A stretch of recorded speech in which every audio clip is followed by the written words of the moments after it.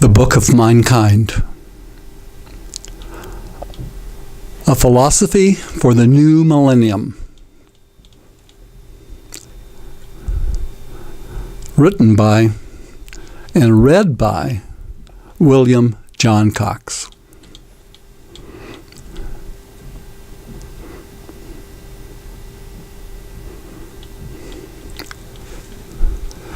Dedication. For the children of mankind to give wings to your imagination, allowing you to soar on the winds of time. Prologue. Human civilization is at a tipping point.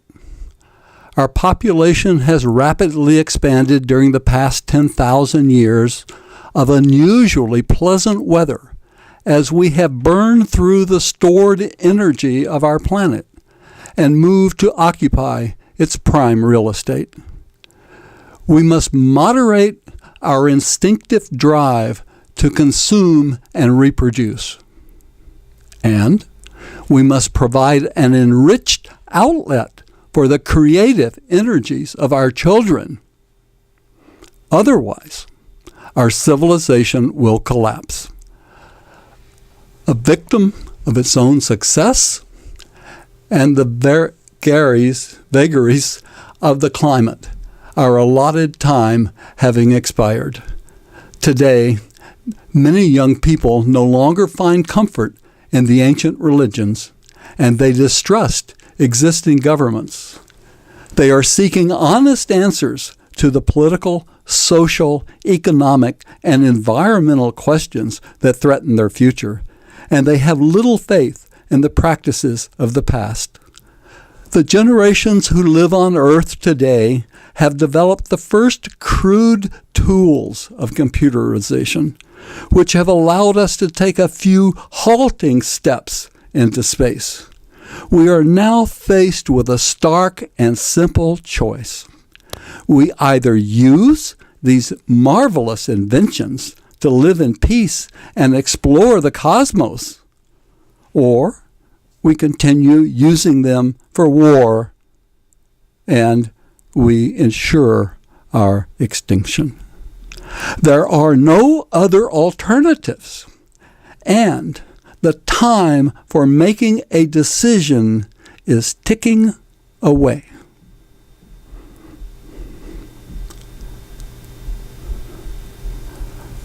Part 1. Explorations. An essay on time. A sense of time seems to be hardwired into life itself. The most ancient creatures were surely aware of the changing tides and the need to migrate with the seasons for nutrition, mating, and birth. Humans have walked upon the earth for more than 200,000 years, and it appears that marking time was one of the first mental tools we developed. 30,000 years ago, an eagle bone was carved with rows of notches, circles, and crescents to represent the phases of the moon and the female reproductive cycle. 6,000 years later, an early sculptor carved the image of Mother Goddess into a rock wall in southern France. She is depicted as a pregnant woman holding a bison horn cut with 13 notches, designating a lunar year. The peaceful era of Mother Goddess was replaced by warrior societies, which began to track the annual passage of the sun in addition to the phases of the moon. The Sumerian civilization, which originated in Iraq between 4,500 and 4,000 before the current era, used a base 60 mathematical system to correlate lunar and solar years, and they provided us with our 60-second minute, 60-minute hour, 24-hour day, 12-month year, and 360-degree circle. At about the same time, the Egyptians relied on the predictable flooding of the Nile River and the annual ascension of Sirius, the brightest star in the night sky, to calculate an accurate 365 and 1/4 day calendar. Julius Caesar's affair with Cleopatra in the 1st century before the current era produced more than a great love story. He also adopted the Egyptian calendar for the Roman year. It became known as the Julian calendar, required that the month of February have 28 days, except that every 4th year was a leap year, in which February got an extra day.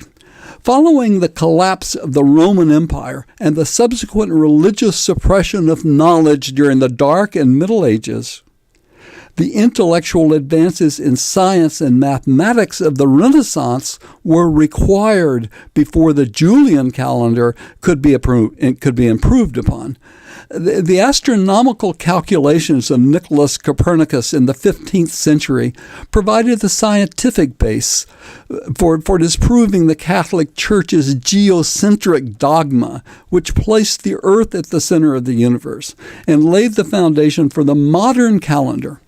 Nonetheless, fearful of church authorities, Copernicus delayed publication of his work until he was on his deathbed. Since the Julian calendar year was 11 minutes too long, its use had caused a 10-day problem in the celebration of Easter by the mid-16th century.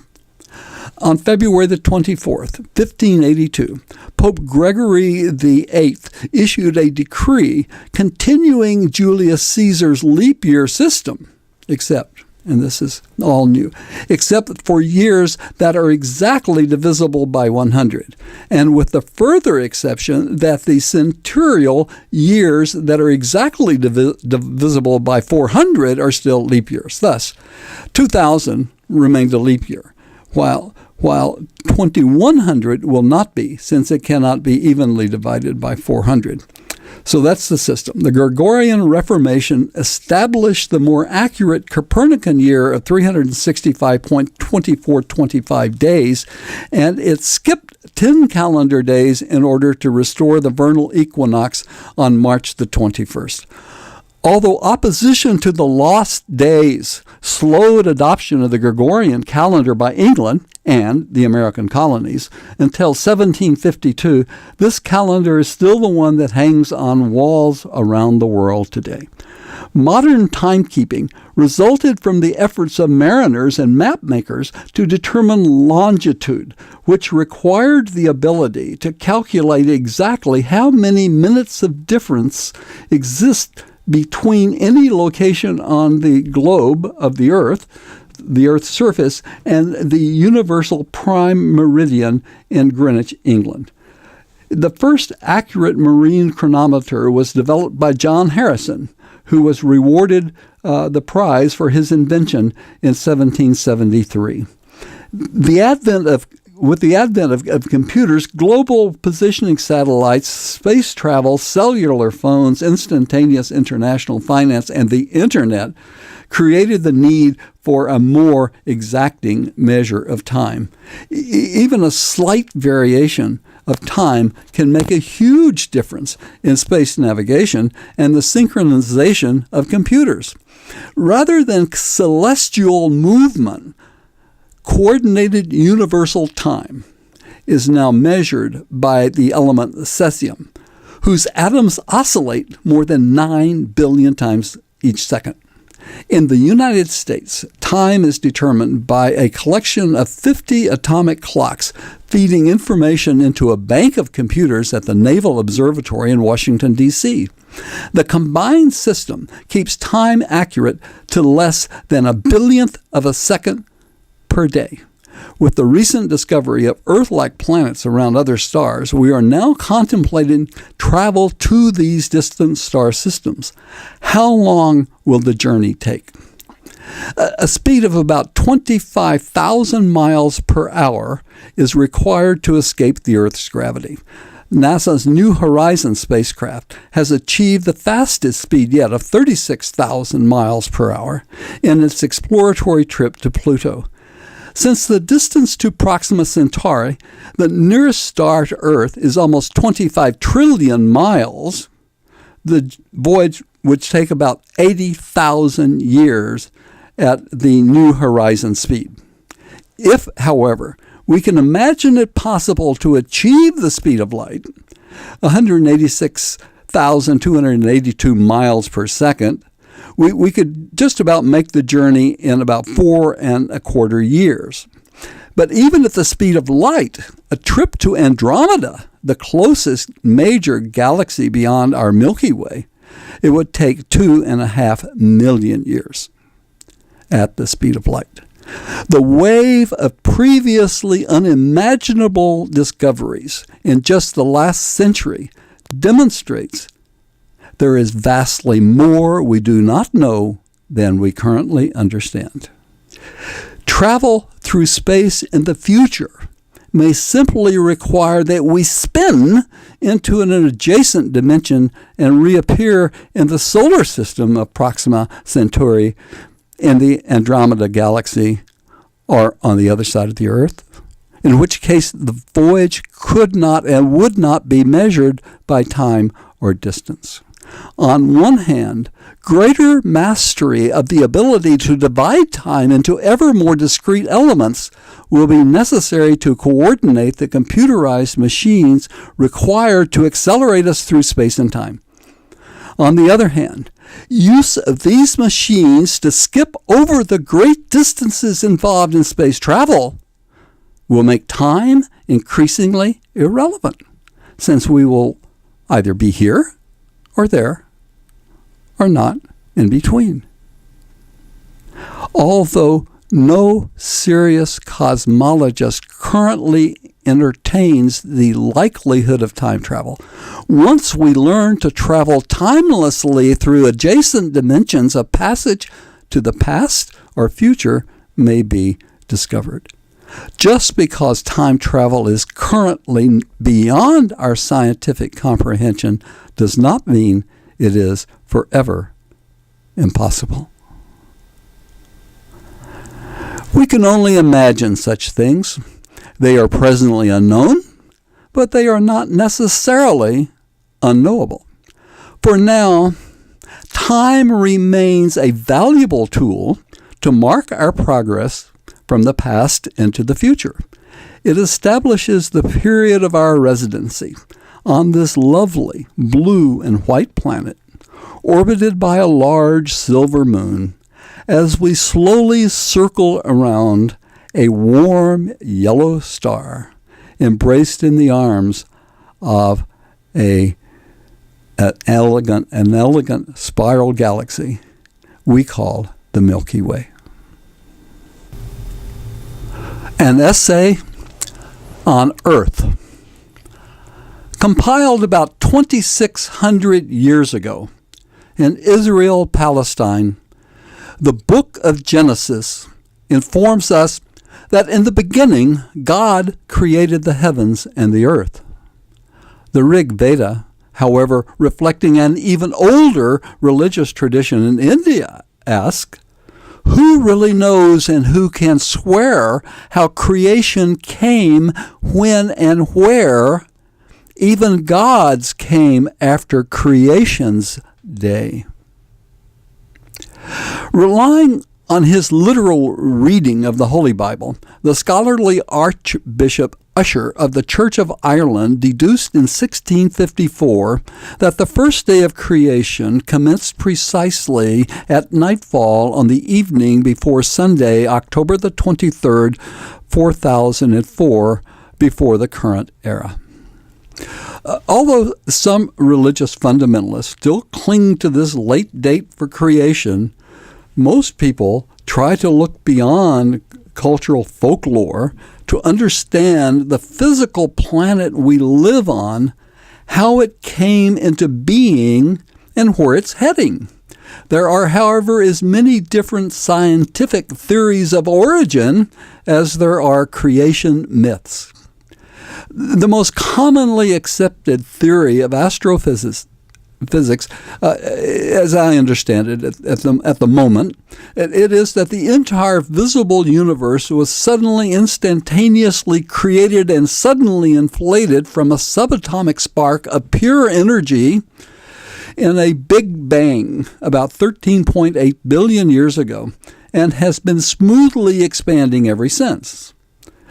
So far as we can presently know, this was the beginning and is the extent of time. There are two schools of thought. One view is that the universe will continue to expand forever until it becomes a cold and empty void.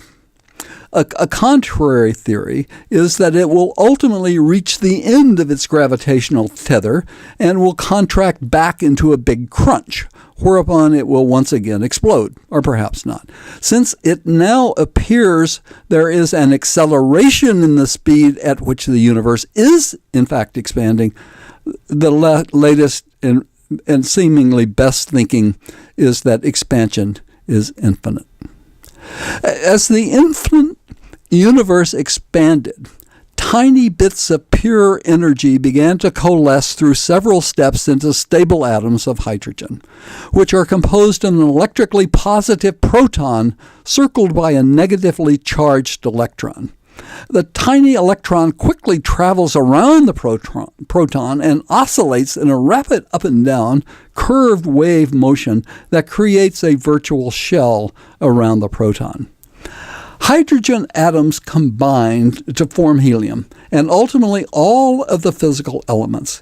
Even after eons of activity, the universe remains composed of 75% hydrogen atoms, many of which bond with heavier elements to form chemical compounds, such as water.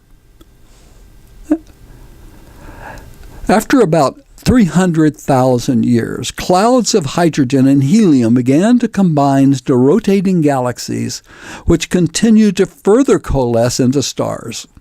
The first stars were gigantic, and as they blew themselves apart into gravitational events known as supernovas, they began to seed the universe with the heavier elements, which are forged in the nuclear furnaces of the stars.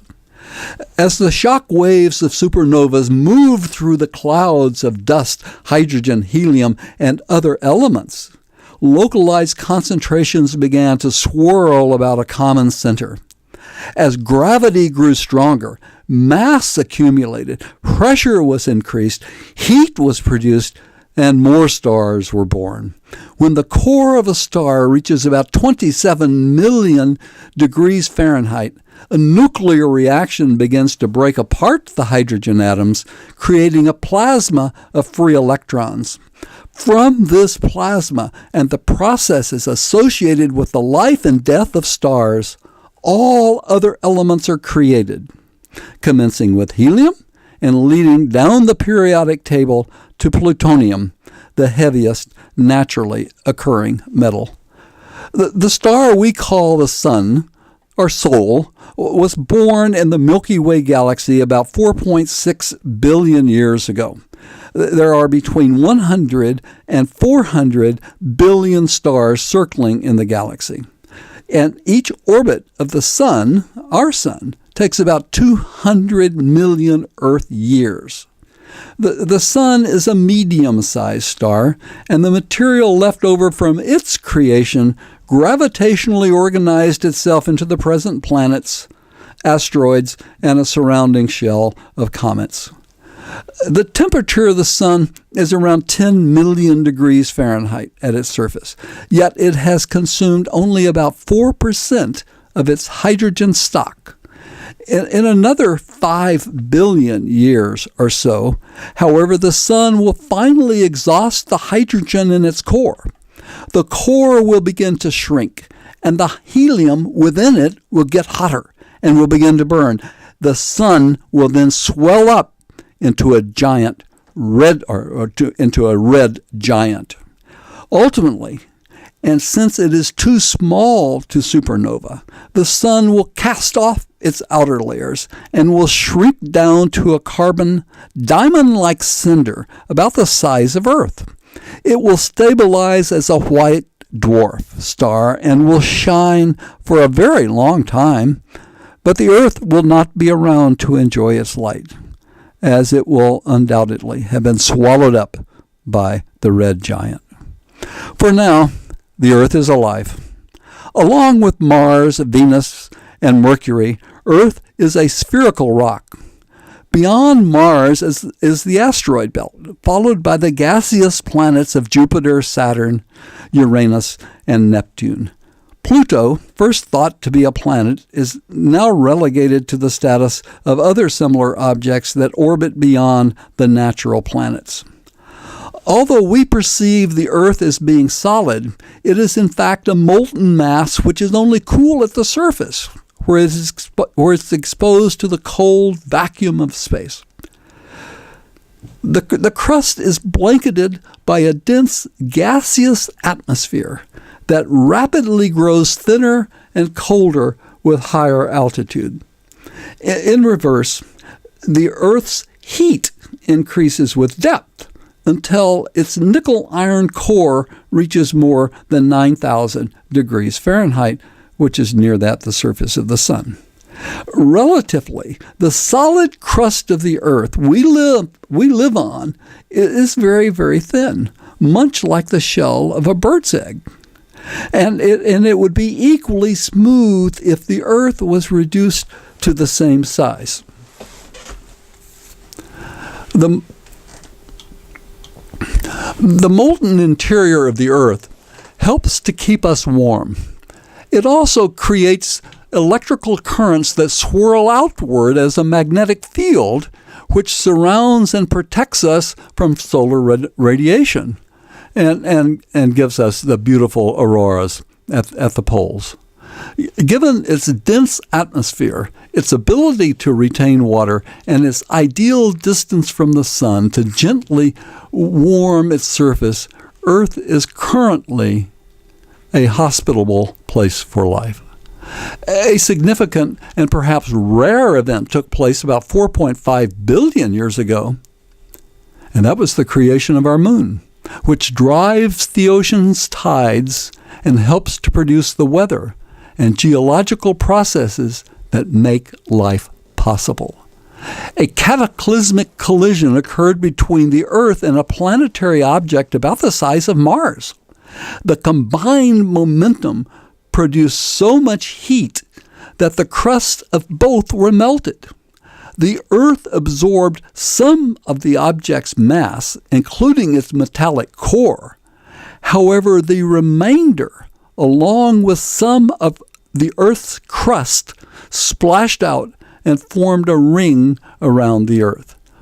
Over time, the ring coalesced into the moon, which ultimately surrendered its rotational energy to the Earth.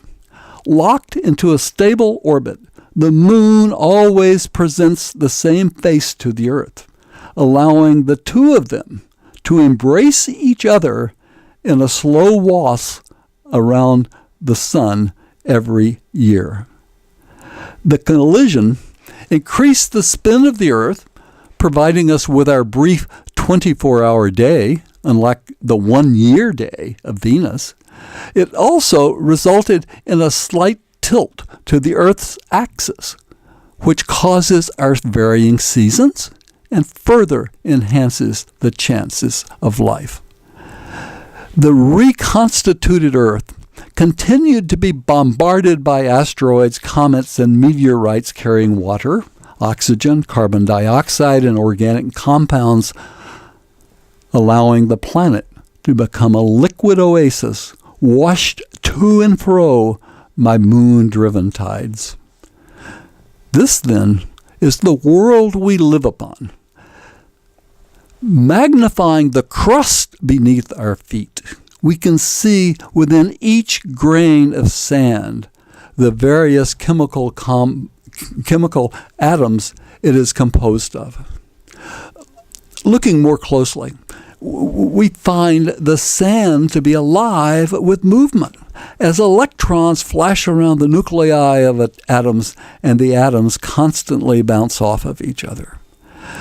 Peering inside each individual atom, we find that compared to the infinitesimal size of the nucleus and the orbiting electrons, each contains vast amounts of empty space. In addition, atoms are not like marbles, which can be tightly packed together. Atoms are mostly nothing, and they magnetically repel each other, creating the maximum amount of space around each other. While we may feel we are standing on solid ground, we are mostly standing on nothing. And the human bodies we wear are also primarily composed of empty space. If we could shrink down to the size of an electron, we might fall right through the cracks beneath us.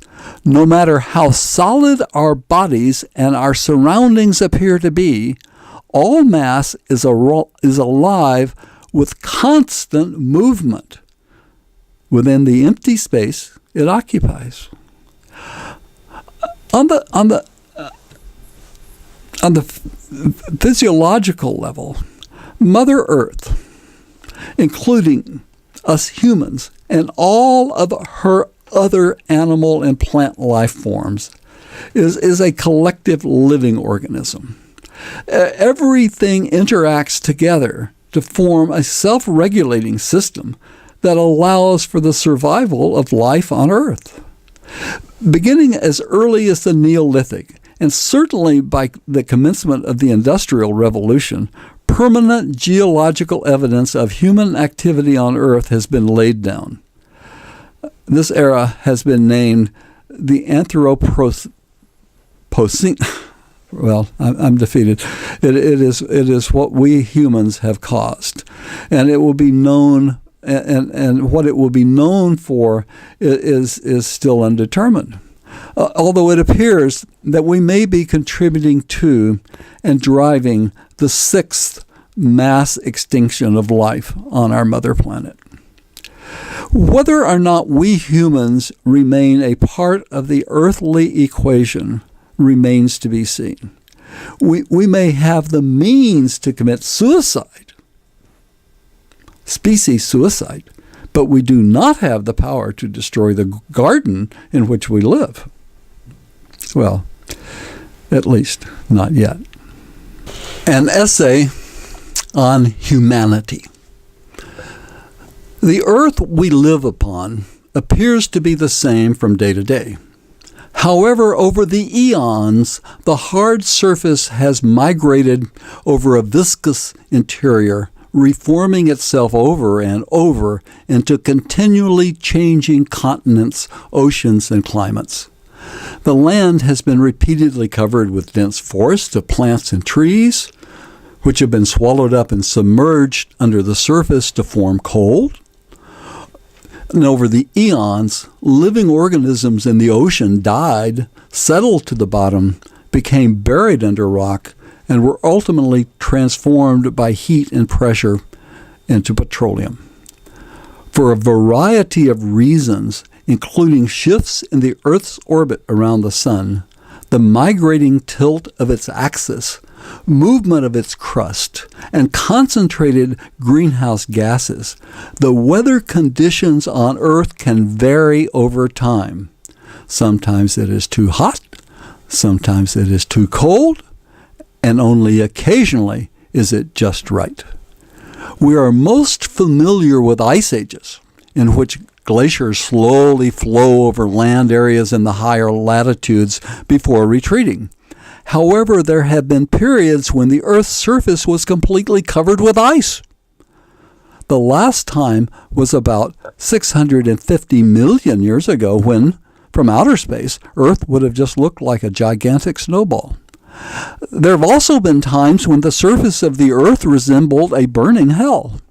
A 20-degree increase in temperature caused worldwide fires 250 million years ago that incinerated 95% of life. Another very fiery catastrophe occurred 65 million years ago when an asteroid the size of Mount Everest struck the ocean off the Yucatan Peninsula of Mexico. The asteroid was pulverized. The blazing hot dust rose into the atmosphere, and an intense heat consumed vegetation around the world. The atmospheric dust and ash blocked the life-giving rays of the sun, and the earth was then plunged into a deep freeze. A sulfuric acid rain finally cleared the dust from the atmosphere, which in turn created a greenhouse phase, and the global temperature was reversed, and the earth suffered high temperatures for the next 500,000 years. The dinosaurs, who had dominated the earth for millions of years, failed to survive. However, throughout all of that, tiny mammals who had evolved following an earlier die-off were able to thrive by feasting on the carrion and detritus that remained. One of them was our direct ancestor. In our family tree that has flourished since that time, we can identify a progenitor primate in Africa about 5 million years ago, from whom we are all descended, along with our cousins, the apes, chimpanzees, and bonobos. Approximately 2 million years ago, another member of our family tree, known as Homo erectus, arose in Africa. It wandered as far abroad as Indonesia and Asia before becoming extinct about 140,000 years ago. In 1891, a 430,000-year-old mussel shell was located in a riverbank on the island of Java near a Homo erectus fossilized skullcap. Now, what is unique about the shell is a zigzag engraving which was precisely incised with a sharp tool, such as a shark tooth. And this is the earliest known symbolic or artistic expression. About 100,000 years ago, our branch, consisting of 3 sprigs of proto-humans, there was the Neanderthal group in Europe, and around the Mediterranean Sea, a Denisovan group in Indonesia and mainland Asia, and a group in Africa that survived the other 2. Genetic testing has established the probability that all of us, Homo sapiens, are related to a single woman and her relatives who lived in Africa about 140,000 years ago. As her descendants migrated around the world, her genes became mixed with those of the other 2 groups, and she lives on in each of us. The human hybrid resulted in a magnificent species with a brain 3 times larger than that of other primates. We became bipedal and developed the speed and endurance to run down prey and to travel over long distances foraging for food. The better we ate, the better we thought, and improved thinking further increased the food supply, the quality of life, and the chances of survival. A genetic mutation may also have driven our migration, as we continually explored beyond the safety and comfort of our homes. A variation in the gene that causes the brain to provide rewards for learning and exploration is more often found in migratory societies.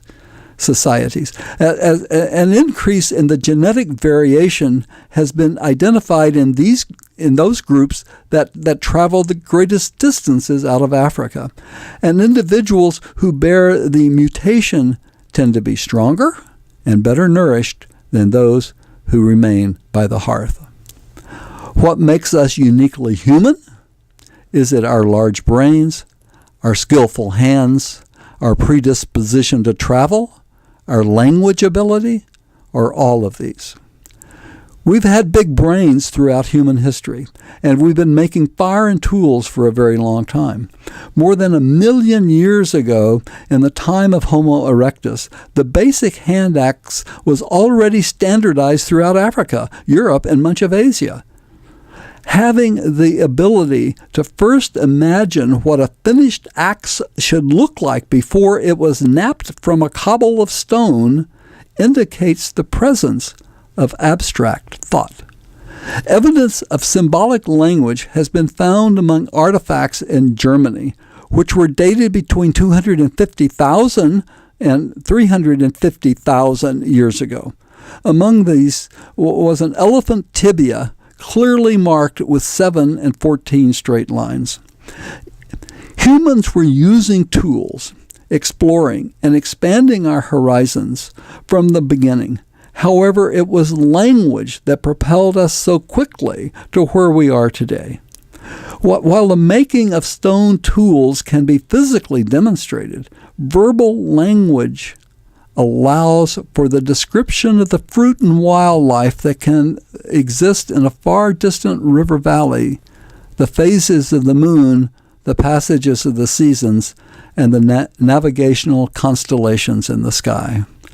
From the moment we created verbal language to better teach what we learn to others, especially our children, we have been able to move beyond the limitations of instinct, to acquire and improve upon knowledge, and to teach the tool of learning itself, and the value of language and exploration to each new generation. Language enables us to more effectively cooperate with each other in achieving a more orderly and productive society. Verbal language also helped forge the strong social bonds that have allowed human babies to slowly develop physically and mentally during the longest childhood of any species. Nurtured by all members of a tribe or village, children were provided the opportunity to absorb the breadth of knowledge and experience available in their culture. Happy and well-nourished children more easily develop the social skills, empathy, and impulse controls necessary to become successful adults. An innate sense of fairness and a willingness to help others is a strong survival trait reinforced in childhood. Over time, altruism, at least on the local level, became intrinsic in all human cultures. We developed a deep-seated sense of morality based on the need to share the hunt and the fruits of gathering. We came to deplore repulsive behaviors and evolved a basic sense of justice. Nonconformists were shunned, and serious offenders were banished from the group, which was equivalent to a death sentence. Humans learned the value of caring for the elderly, who, although they could no longer hunt or gather, could teach their skills and share their wisdom and experience with the children and young people of the group. Archaeologists have found evidence in ancient burials of individuals who were able to live to an advanced age in spite of serious disabilities. Compassion was developed for the sick and lame, even though they may have consumed more than they could contribute. Scientists have discovered that helping others stimulates activity in the area of the brain involved in rewards and pleasure. Deeply felt emotions became a characteristic of humans. Other creatures also experience feelings. There is pleasure in the act of procreation.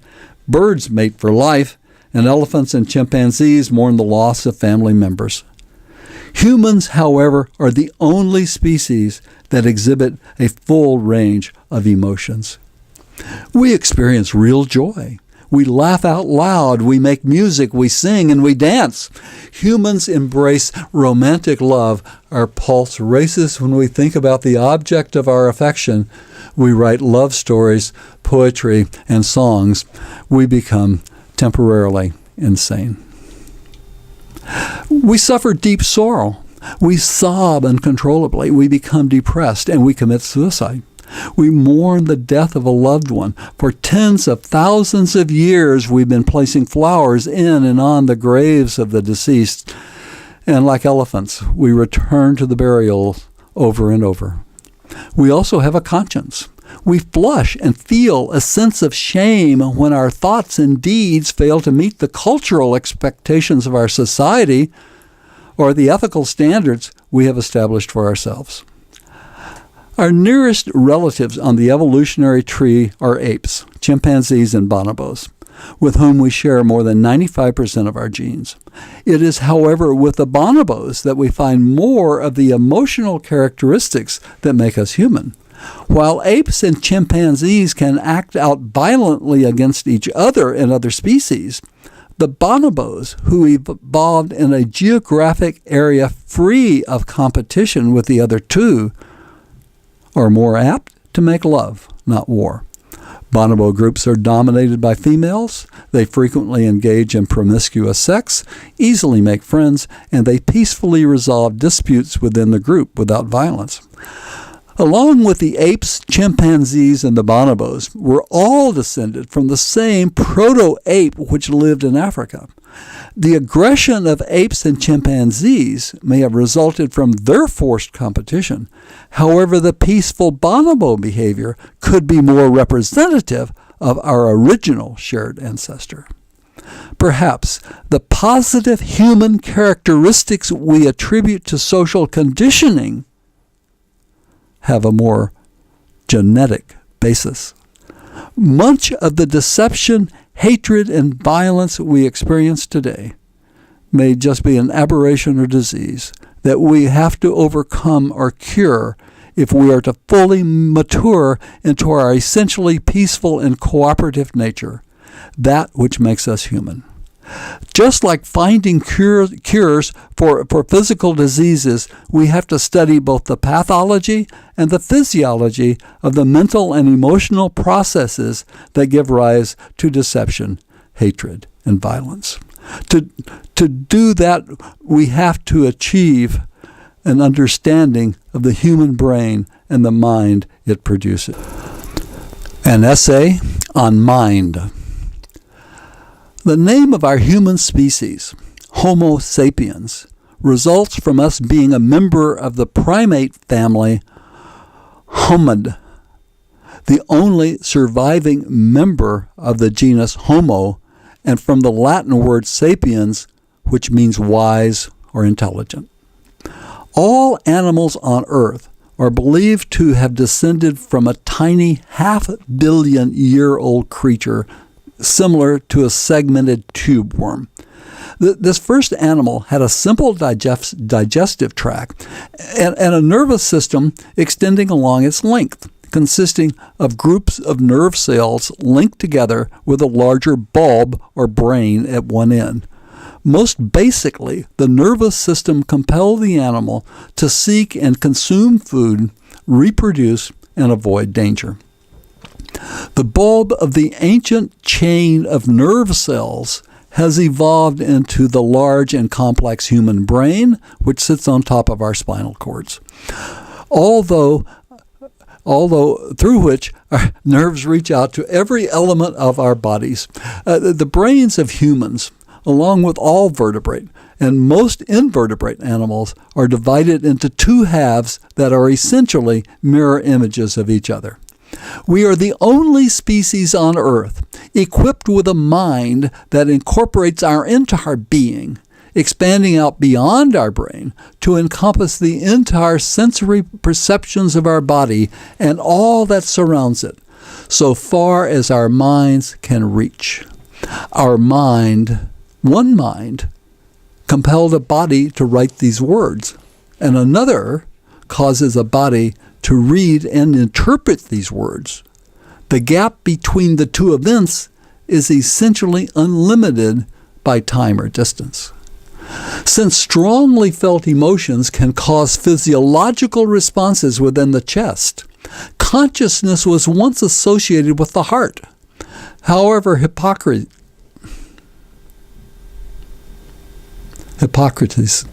the ancient Greek physician, wrote that perceptions, emotions, knowledge, and wisdom came from the brain, which exercises power over the body. As a human embryo develops, its nerve cells organize themselves into billions of neurons, each of which sprouts transmitters called axons and receptors called dendrites. The axons and dendrites approach each other without touching at trillions of junctions or gaps known as synapses. The seemingly random growth of axons as they migrate throughout an embryonic brain is a genetic ballet choreographed to bring them to a precise place for each to effectively transmit and receive signals to and from other neurons. Most basically, a neuron transmits an electric signal along the length of its axon until it reaches a synapse between it and the dendrite of another neuron, whereupon a chemical is released which crosses the gap to stimulate yet another electrical impulse. A reverse flow sometimes occurs, or in cases, a direct electrical connection may be made. In either case, the transmission process is very rapid or almost instantaneously. Think about how quickly the hand recoils once touching a hot stove.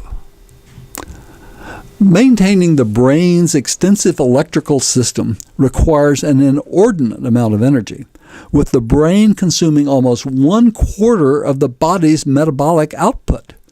The electrical power resulting from this consumption of energy generates a field that can be measured from outside the skull. We share most of our genes with other animals, especially other primates, and we have 99.99% of our genes in common with all other humans. From the moment of birth, however, these similarities diverge as our personal life experiences create a vastly different array of unique synapses within our brain, known as the connectome. The brain's neural circuitry stores our memories, creates our minds, and defines our being. Except for most nerve cells, all other human cells go through a birth and death cycle at differing rates that essentially gives us an entirely new body every decade. The billions of nerve cells, however, particularly those of the cerebral cortex, remain intact throughout life. This phenomenon not only preserves our essential lifetime memories, but it is the reason the frightened child and awkward adolescent who lives on within each of us influences our emotions and actions throughout our lives. It is why the elderly can still revel in the exuberance of youth, mentally, if not physically. At each stage of its evolution, the brain kept what worked and added what was needed, piling ever higher mental processes on top of the ancient brain, which governed eating, reproduction, and fight or flight. Primarily, it is the cerebral cortex that provides the definition and means for the mind to come alive and to talk to itself. The human brain has grown to be 3 times larger than that of our nearest relative, the chimpanzee. Magnetic resonance imaging reveals that the expansion of human brains has resulted in a vast increase in the association areas connecting sensory and motor functions. Much like the internet, these areas develop as organized chaos, which provides the framework for complex minds and individual personalities. There may be as many as 100 billion neurons in the brain, each communicating with 10,000 other neurons. These form 100 trillion connections or switches, all of which are either on or off in the same manner as modern computers. In the aggregate, the synapses of a single human brain can store 1 trillion gigabytes of information and may provide more mathematical possibilities than there are atoms in the known universe.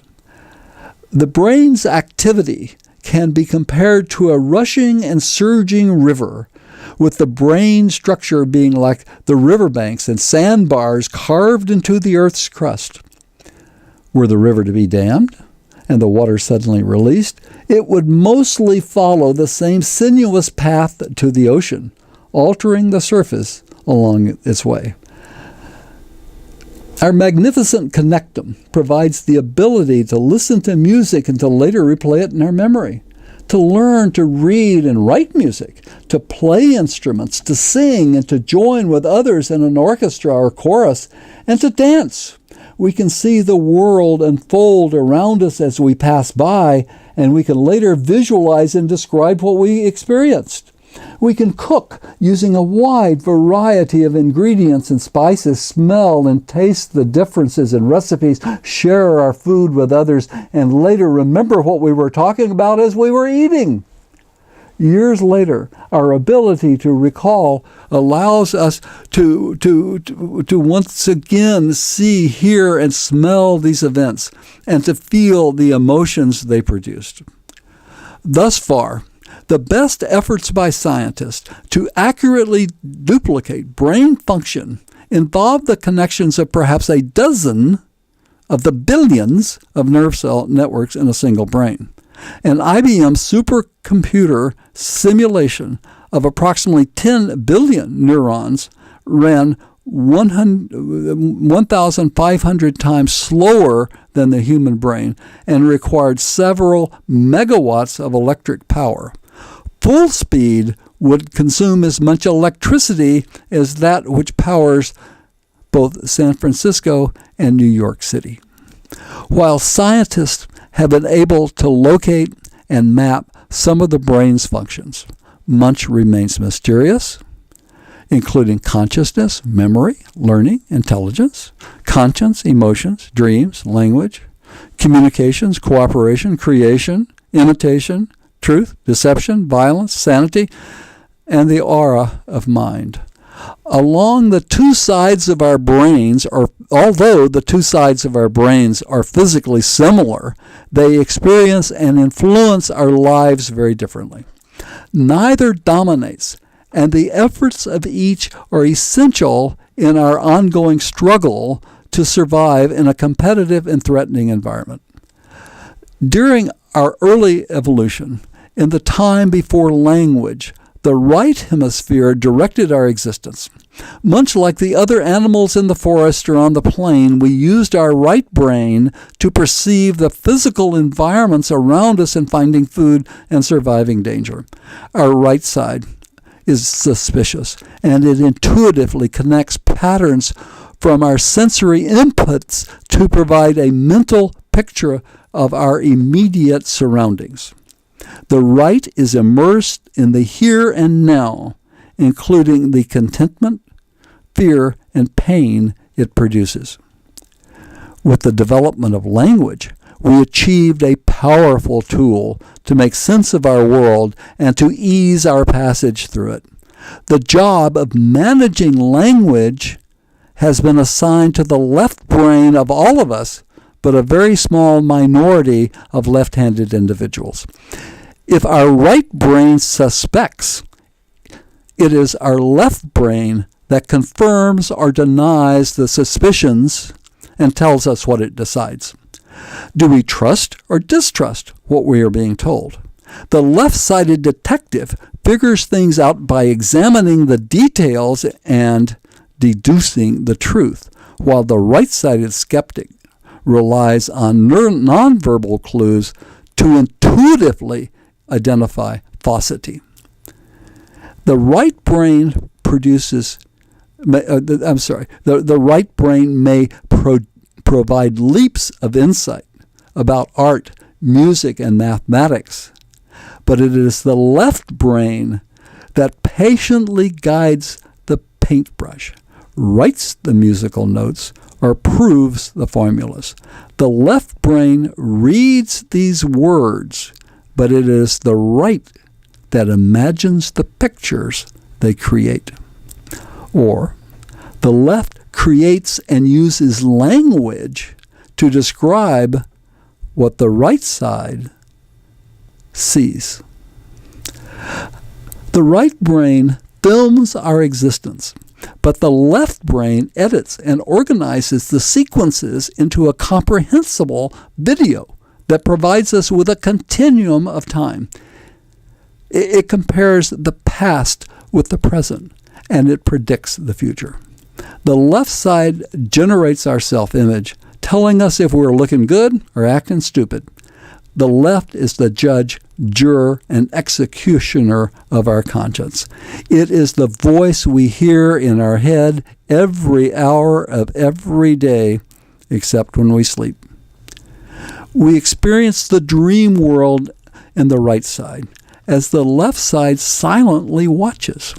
Dreams help to move our short-term memories into long-term storage and to rehearse strategies to confront the challenges of the coming day.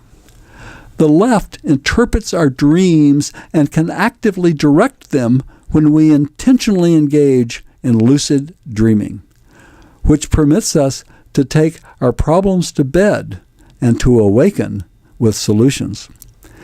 Except for vision, our senses are hardwired to the opposite sides of our bodies. The fingers on the right side of the keyboard are controlled by the left brain, and the sound waves of music entering the left ear are directed to the right side of the brain.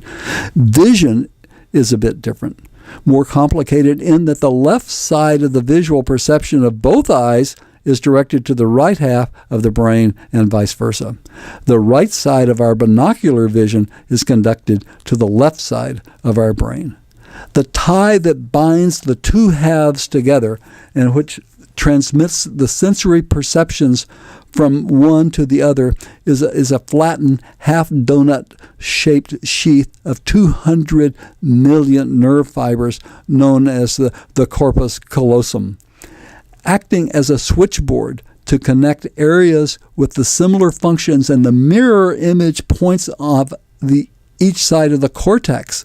The corpus callosum processes billions of bits of information each second. Thus integrated, our brain is the seat of our consciousness, our self-awareness, and our relationship to the world we inhabit. Humans are not, however, the only animals capable of feelings and perceptions.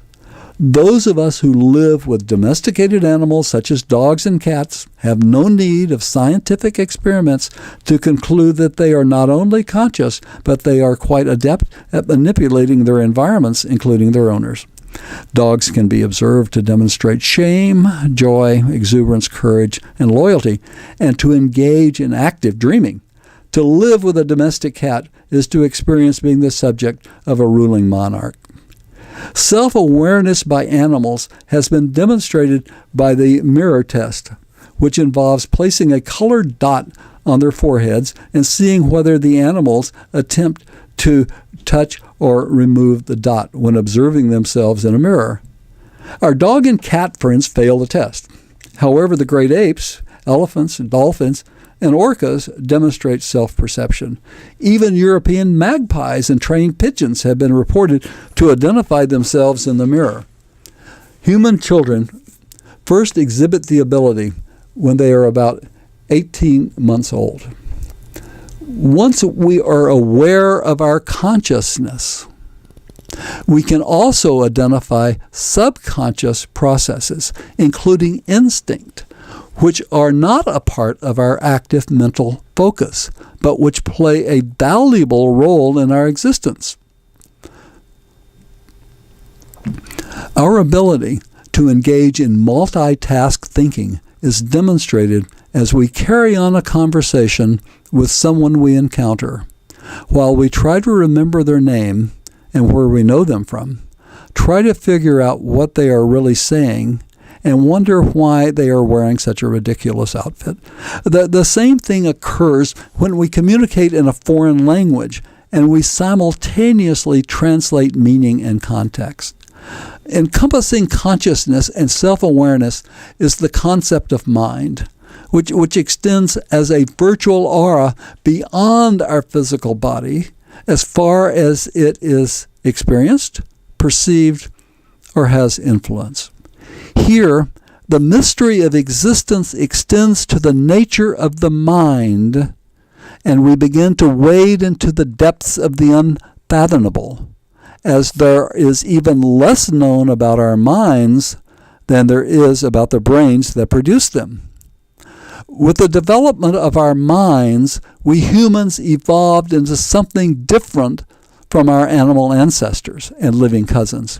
We are not just wise and intelligent apes. We are an entirely different being that uses our minds to adapt the earthly environment to our needs as we explore the limits of our planet and create marvelous things along the way. We have become our minds as we think about the process of thinking and we evaluate the consequences of our thinking and emotions. We not only have the ability to learn, but we have the capacity to think about how to learn and to teach ourselves how to think and to how to behave better. The product of all of this is our evolved facility to imagine something in our minds, to create it with our hands, or to direct its completion by others. For good, bad, or indifferent, we imagine something in our minds and we act upon it. One does not have to be a scientist, engineer, artist, or author to understand and appreciate the magnificence of our creations. Raise your eyes up from these written words to the book or computer screen that contained them. Examine the paper and binding of the book or the monitor and computer that produces the words and contemplate the creative processes that went into their invention and production. Look around the room in which you sit. Look at the objects that surround you. Gaze out the window into your neighborhood and at other buildings. The passing automobiles and the airplanes that fly overhead. Take a moment to appreciate the magnificent culture we live in. Click on Google Earth. Take a virtual trip around the world. Zoom in on the Great Wall of China, the pyramids, and modern cities. Or search the internet for beautiful satellite photographs of our universe. Who are we? We are creators. From the moment we used our imagination to shape hand tools to more effectively obtain and process food, the foundation was laid for the creative culture in which we now live. Everything along the way, from art, music, and books to computers, has been an extension of that process as we individually invent and create useful and interesting things, and we collectively imitate the work of others. As Einstein believed, he said, the secret to creativity is imitation. Our brains are the coordinators of our bodies, which have become vehicles for our minds. While we can still look in the mirror and see a male or female, young or old, beautiful or ugly body, what makes us who we really are is the molding of our minds by nurturing emotions, family, community, education, culture, religion, philosophy, and politics. We are our minds, and what we know and use is no longer contained within our individual brains. The fingers that operate the keyboard also have instant access to computerized dictionaries, thesauri, encyclopedias, and, thank God, spell check. References include more than the hundreds of books collected on the surrounding shelves. Our knowledge base also incorporates the public libraries and the millions of documents and images that can be instantly accessed on the internet. Much of the collection of human history, discovery, and creation is now only a few keystrokes away. To cope with the enormous amount of information required to survive and thrive in our modern human society, we are born with large brains, experience long childhoods, and receive structured educations. Yet, even with all this, no one human can wrap her or his mind around all that is known. We not only depend on and make use of external information, our minds have become an integral part of the larger whole. While we each remain uniquely individual, our minds are merged with those of all others with whom we coexist in a collective consciousness. Thus united, we will solve the problems that confront us, and we will jointly experience our destiny. The survival of our species depends on this collaboration and our ability to achieve and sustain it. Language, particularly the written word, is the foundation upon which our worldwide civilization is constructed. Universal access to its store of knowledge is required if we are to effectively use it to imagine and create the means to break free of the bonds of earth and to share our lives and creations with like-minded relatives throughout the cosmos. Even with all we have individually learned and collectively know, the truth remains elusive. There are differences of opinion about everything written here, and corporate, economic, social, and political pressures may cause our information to be intentionally manipulated and distorted in ways that pervert the truth. Just because a majority of us believe something is true does not mean it is beyond dispute. There are no absolute truths in science and mathematics, as all propositions exist only until such time as they can be effectively disproven. The search for truth has continued throughout the human existence, and things which could not be easily explained or understood often became a matter of superstition or religion. For many, the only truths are those revealed by their religion, and others, hearing a voice in their head, believe they are receiving direct communications from God. An essay on religion.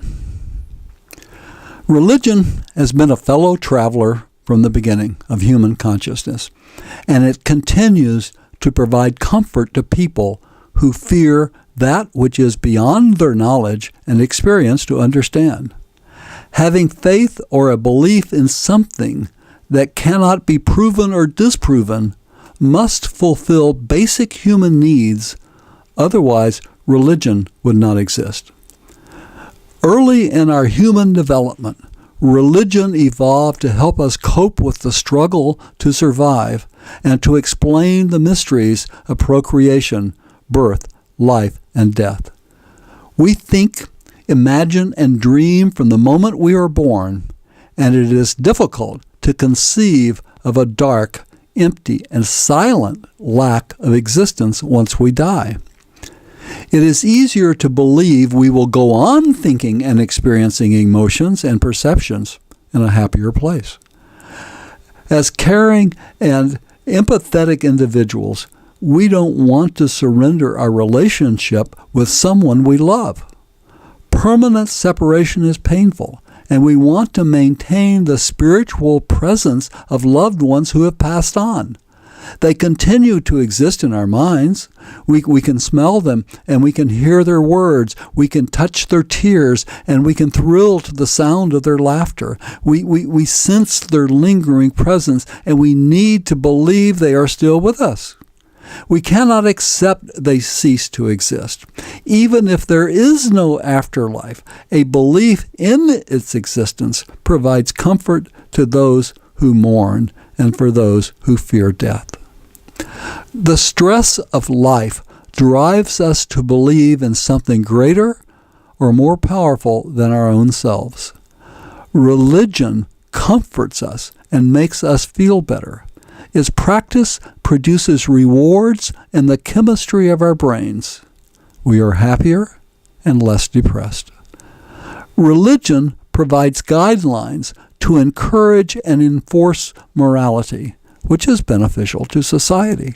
Having a common belief system allows for group cohesion, and collectively the family or tribe is more successful.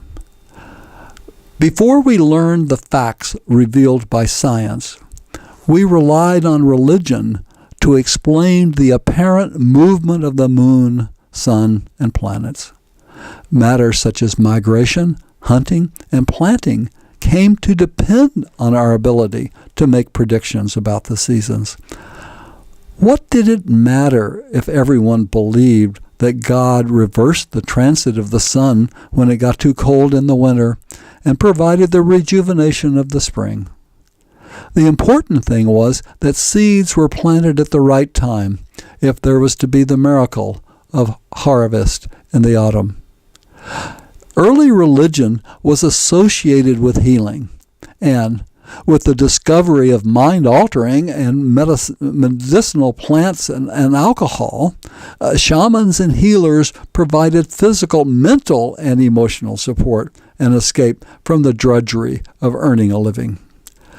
Throughout history, spiritual worship has provided much of the art, music, song, and dance that has served the social needs of groups. Religion has allowed artists, musicians, and architects to express their talents and to exhibit their creations. For tens of thousands of years, we worshipped life itself, and the images we dig out of our earliest settlements are those of healthy, pregnant women. We peacefully coexisted with nature, and our mother goddess presided over a nurturing society based on the feminine attributes of empathy and collaboration. What is not found is evidence of organized destruction, burning, or war. Well into the more complex agricultural societies of the Neolithic period in the 6th and 7th millennium before the current era, there is widespread evidence of the worship of Mother Goddess. In Western Turkey, archaeologists have found numerous shrines and cult rooms in which female goddesses are prominently displayed, including one sitting on a throne flanked by 2 lions. Women may have tamed the wild animals, but men were soon to take the credit. Perhaps it was the discovery of bronze and the ability to make deadly weapons which facilitated the revolution in which the husband and sons of Mother Goddess seized control of her nurturing society and turned it into the horror of violence and perpetual war, one that has continued until the present. The first warrior nations of the Middle East depicted their masculine gods sitting on the throne as though they had tamed the lions. There were multiple gods, and they fought continually among themselves for power and dominance. Today, Jews, Christians, and Muslims believe in the masculine and judgmental God found in the Old Testament of the Holy Bible. The Canaanite god was known as El, and Exodus has God explaining that he revealed himself to Abraham, Isaac, and Jacob as El instead of Yahweh. In the Hebrew language, the word Elohim is an alternative name for God, and it has both singular and plural meanings. Deuteronomy reveals that just before his death, Moses spoke about the plurality of gods, saying, "He fixed the bounds of the peoples according to the number of the sons of God." While Yahweh may become the God of the Hebrews, he was not, but he was but one of the sons of El. El's wife was named Asherah, and some Iron Age inscriptions also identify her as the wife of Yahweh. Women continued to worship Asherah until the reforms of King Josiah in the 7th century BCE. Josiah presided over a rewriting of the Bible to weave a continuous story about the people of Israel, and he established Yahweh as their one and only God. Josiah celebrated a renewal of the covenant with God, and he ordered the destruction of all altars dedicated to El and Asherah, including those built by King Solomon. Archaeological excavations in Jerusalem have uncovered hundreds of figurines of the Mother Goddess which were destroyed at the time by Josiah. Everything associated with the worship of Mother Goddess was eliminated. Ordinary women concerned with matters such as menstruation, conception, pregnancy, childbirth, and the nurturing of children no longer had a place to go for compassion and comfort. Although contemporary Judaism considers the Hebrew God to have both male and female aspects, the primary role of Jewish women, particularly among the Orthodox, is to be wives and mothers, and they are discouraged from religious pursuits. The original Christianity, founded upon the historical teachings of Jesus, was revolutionary in that women played a leadership role in the Christian church for hundreds of years. The Gnostic Gospels honor the Divine Mother as wisdom or Sophia and have Jesus speaking of my mother, the Holy Spirit. These Gospels also reveal that Jesus' companion, Mary Magdalene, whom he loved most of all, had the greatest understanding of his teachings. Mary was the most honored of Jesus' disciples. However, the Catholic Church slandered her for centuries as a prostitute until 1969 when Pope Paul VI cleared her name and reputation. The Pharisee Saul, who persecuted the first Christians, converted and became Paul. He began to create a theology at odds with that of James the Just, the biological brother of Jesus. Historically, James served as the leader of the original Church of Jesus, known as the Way or the Poor, for 26 years until James's own murder by stoning in 62 of the current era. His beliefs are found in the book of James, where he taught that faith by itself, if it has no works, is dead. Paul not only revised Christian theology to allow justification by faith apart from works of the law, but he also reversed Jesus' position on the role of women. In his first letter to Timothy, Paul instructs, "Let a woman learn in quietness with all submissiveness. I permit no woman to teach or to have authority over men. She is to keep silent." Religions and the male-dominated bureaucracies that have evolved to govern them have continued to serve the warrior societies in the subjugation of women. While the Catholic Church has come to venerate the Virgin Mother as the Mother of God over the past 1,700 years, it has effectively eliminated the participation of women as priests and bishops. Moreover, by prohibiting both birth control and abortion, the Church has denied the freedom of choice to women as to whether or not they are to be able to bear the burden of pregnancy, childbirth, and the nurturing of children. Women continue to have the greatest responsibility for the raising of children in every society and culture. The role of women in Islam, the second largest world religion, has been equally repressive. It is the right of Muslim men to command women, except to defy Allah, and it is the duty of women to obey. The main purpose of marriage in Islam is for women to bear children, and most forms of birth control are forbidden to them. The third largest religion is Hinduism. With 1 billion followers, primarily in India, it is the oldest living religious tradition.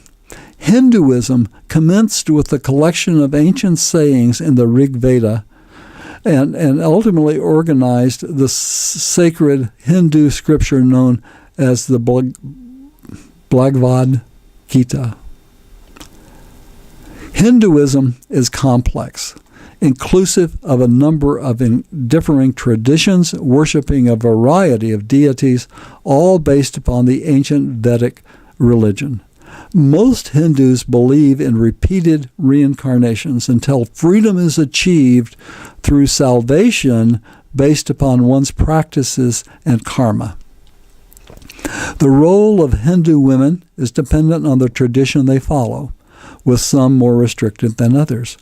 All traditions, however, recognize that God has both female and male aspects, and there are both male and female deities.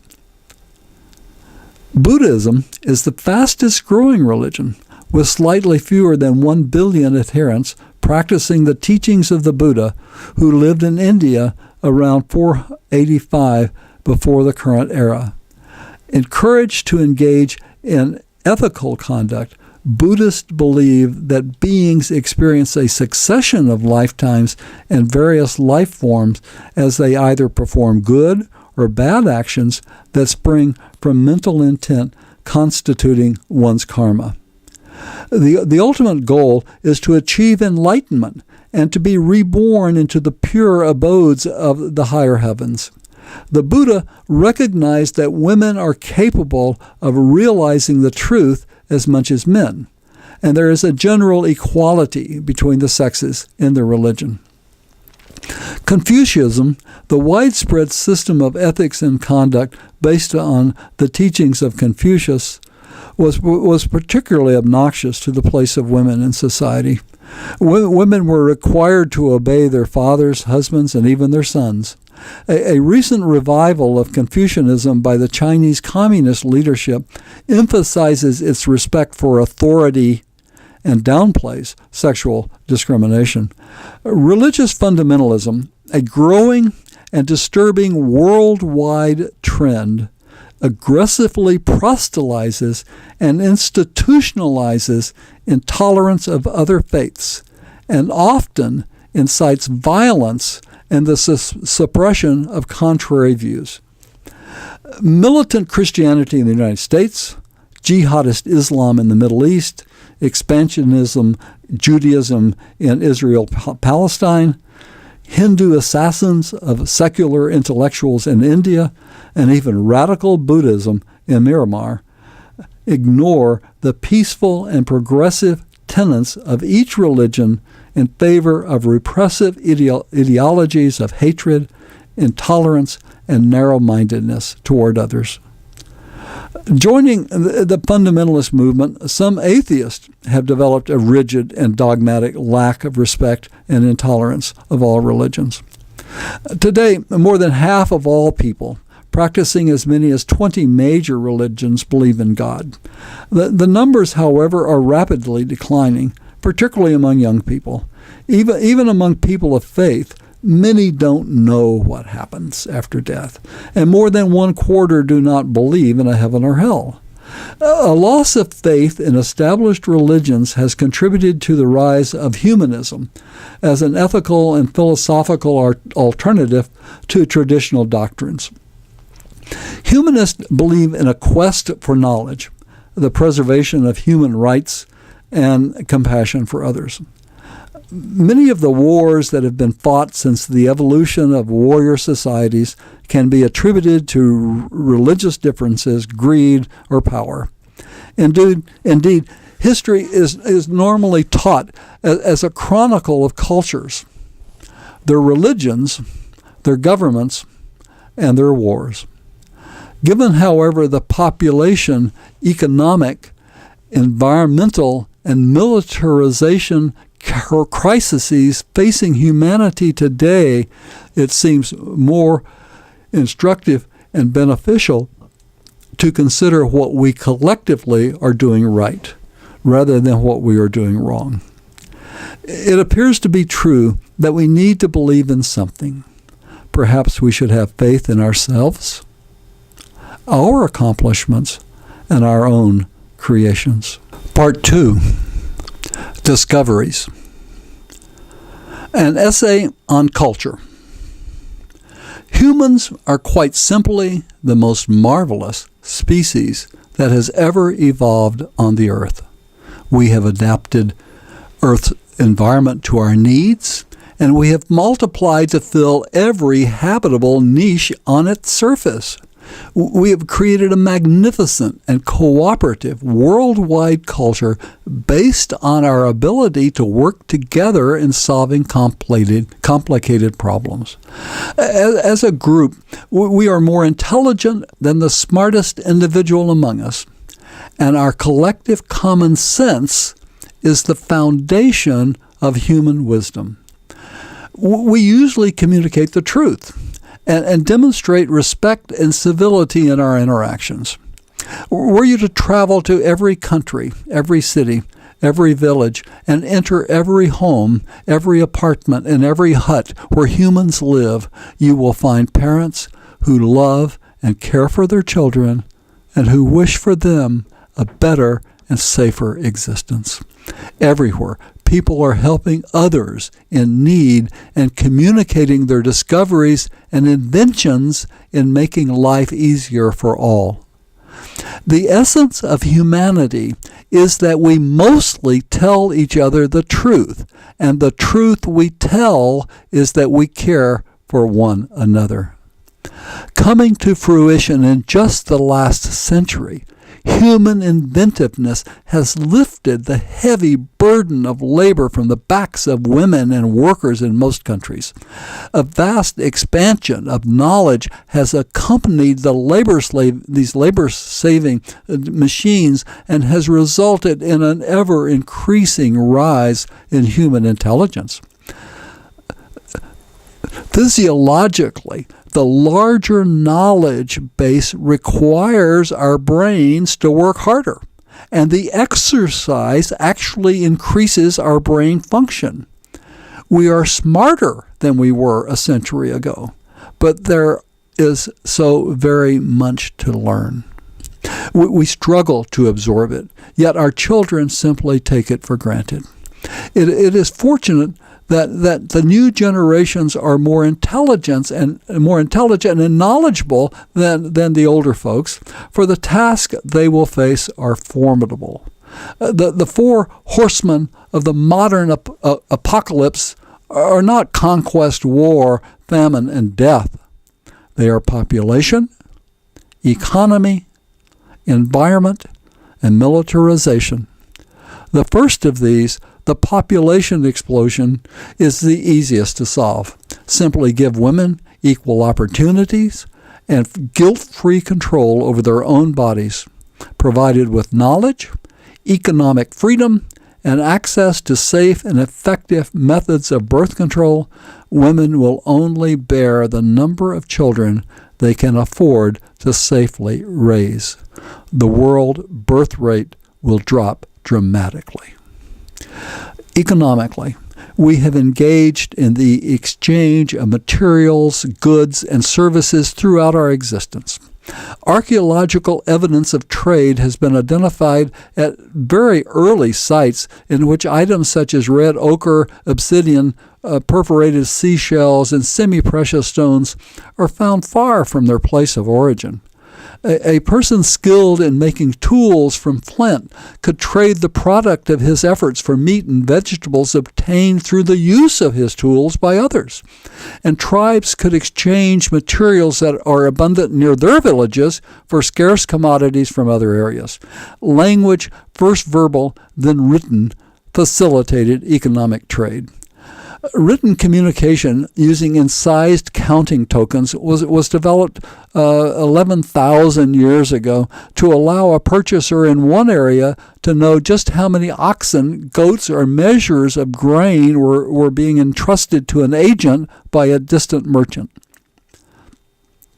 Subsequently, written symbols were directly impressed into small sheets of wet clay, allowing the creation of dried tablets which could convey and document commercial transactions, government functions, and cultural stories.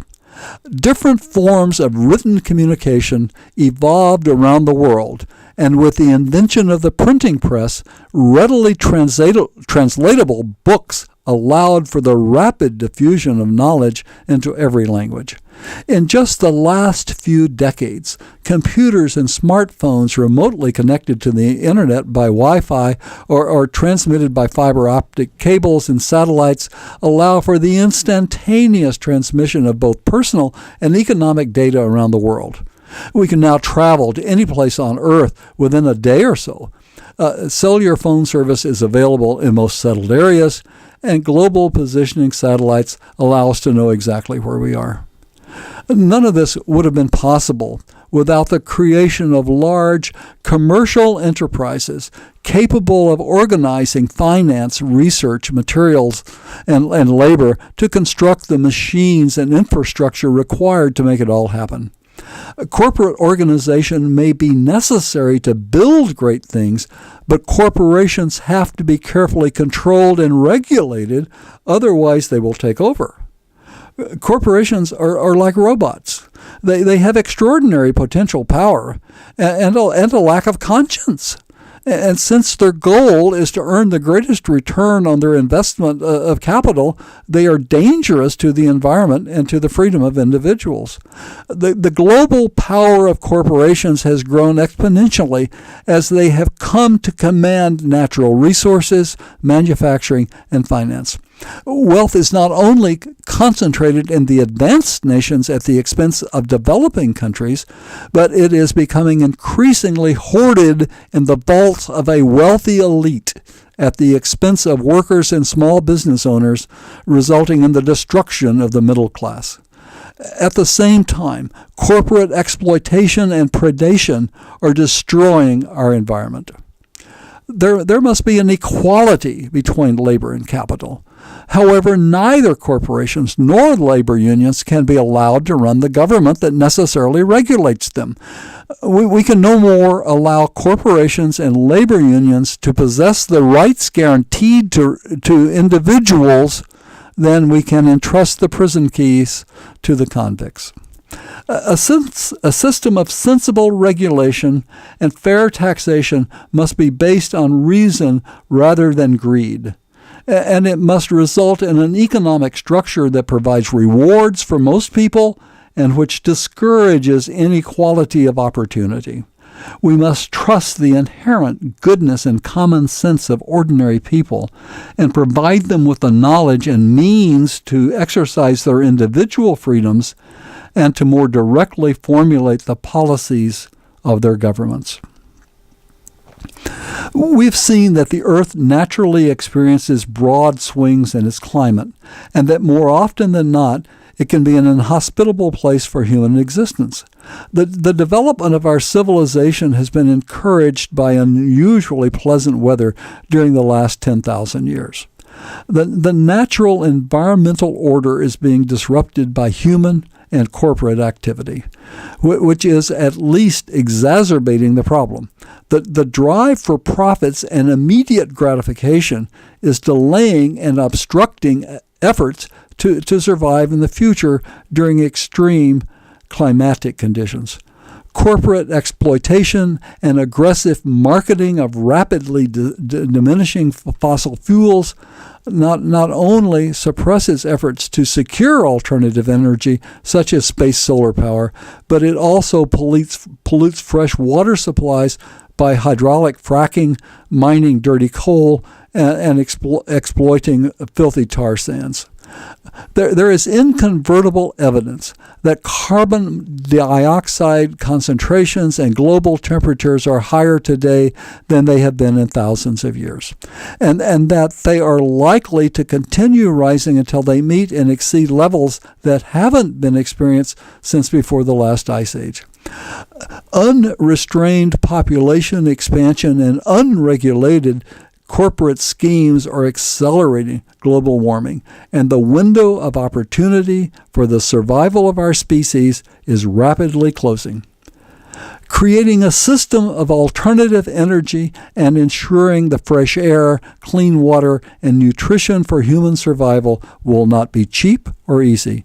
In fact, it will be difficult and expensive. Humans have the inventiveness to come up with solutions and the ability and experience to organize and apply the fix. But where will the money come from to pay for it? Quite simply, we have to end the senseless wars that have continued uninterrupted for hundreds and thousands of years. In just the last century, the unchecked power of militarism has diverted massive and incalculable financial resources to the wasteful purchase of the destructive machines of war, resulting in the deaths of more than 100 million people. The existing military expenditures by nations worldwide are more than sufficient to underwrite the availability of nutrition, education, and health care for every child on earth, and to organize the resulting human capital into productive endeavors essential to human survival. There's no alternative. The worldwide warrior society not only consumes natural and financial resources, but it is eating at the very soul of humanity. Instinctively, we are not killers. However, by encouraging and training our young people to murder one another, virtually through computer games, personally with firearms, and remotely by satellites, drones, and rockets, we are destroying everything that has brought us to this point. At long last, after millions of years of struggle and wandering, we are on the verge of achieving the ability to fly from our nest. If we continue to glorify violence and the military, the only consequence will be the total elimination of our personal freedoms and another world war. There will be no victor. Which brings us to the ultimate questions. What are we? Are we destroyers? Or are we creators? Which do we want to be? Will we continue our exploration beyond Earth and through the cosmos? Or will we self-destruct? An essay on Mindkind. Half of all adults and 3/4 of young people believe it is likely there is intelligent life on other planets, and more than 1/3 of all adults believe Earth has been visited by extraterrestrials. These beliefs are deep-seated and have endured throughout human history. Genesis reveals that once upon a time, the sons of God came into the daughters of men, and they bore children to them. The offspring of the sons of God became known as the Nephilim. In the book of Jubilees, we're told, "And when the children of men began to multiply on the surface of the earth, and daughters were born to them, the angels of the Lord saw they were good to look at. And they took wives for themselves from all of those whom they chose. And they bore children for them, and they were the giants. For in his days the angel of the Lord descended upon the earth, those who are named the Watchers, that they should instruct the children of men, that they should do judgment and uprightness upon earth." According to the Jewish Talmud, God flies through 18,000 worlds, and the Zohar speaks of 7 earths inhabited by intelligent creatures.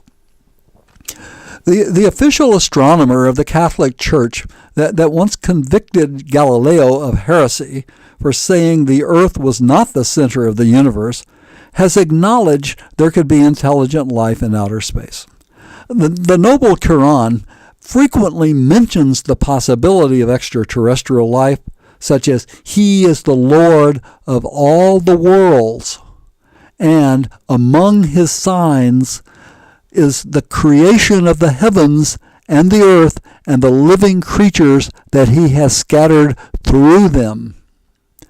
Since the first modern incident in 1947, there have been thousands of reported sightings of flying saucers and other unidentified flying objects, UFOs, and hundreds of photographs and videos have been obtained. The United States government investigated many of these reports. However, efforts were primarily devoted to debunking rather than verifying contact. Even so, almost 1/4 of the reports could not be explained. In November 2011, the White House stated, the U.S. government has no evidence that any life exists outside our planet, or that an extraterrestrial presence has contacted or engaged any member of the human race. The statement went on to say, however, that the odds are pretty high that there may be life on other planets, but the odds of us making contact with any of them, especially any intelligent ones, are extremely small given the distances involved. Astronomers have instituted a search for planets outside our solar system that might support life, resulting in the launch of the Kepler Space Telescope in 2009. An analysis of data from the telescope reveals that Earth-like planets may exist around 1 in 5 Sun-like stars in the Milky Way galaxy. If true, there may be as many as 25 billion habitable planets in just our galactic neighborhood. Nearly 2,000 individual exoplanets have been identified, a number of which are Earth-like and orbiting in the habitable zone where liquid water could pool on their surfaces. We cannot be alone in the universe. Eternity is far too long, and the universe is much too vast for the small planet we live upon to be the only place where intelligent beings have evolved. In terms of probabilities, it's highly improbable that life only exists on Earth. Our failure to identify extraterrestrial life is a measure of our limitations rather than the likelihood of its existence. Only a few centuries have passed since we believed that Earth was the center of the universe, and 100 years ago, most astronomers thought the Milky Way galaxy constituted the entire universe. Now we are on the threshold of accepting that even our perceivable universe is but a tiny part of something larger, and that eternity is but a moment in a timeless infinity. To the extent we think, our intellect compels us to seriously consider these propositions. Earth is not the only planet in the universe capable of sustaining life. The spark of life is a natural product of chemical processes. Life has flared up at locations other than Earth, and intelligence is the ultimate expression of sustained life. As to the nature and origin of life, the only thing we know for certain is that we are a part of life as it presently exists on Earth. We are less sure of when, where, and how that life began. However, science is zeroing in on the answers. Scientists have found proof of early life in rocks that can be reliably dated to 3.8 billion years ago.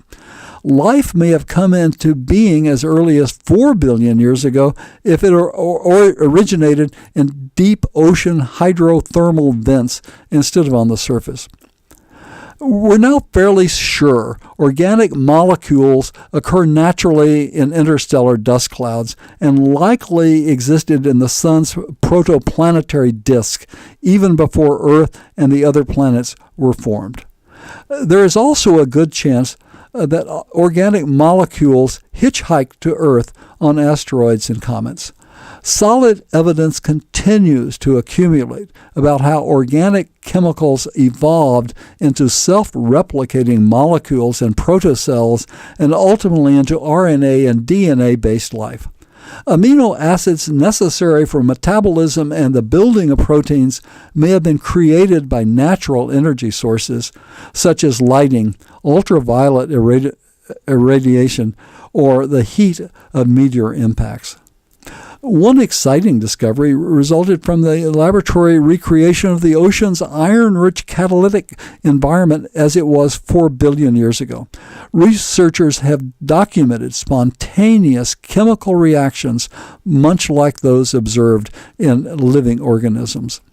While there is little doubt that chemistry to life evolution has taken place on Earth, we cannot yet conclusively prove life has arisen at other locations.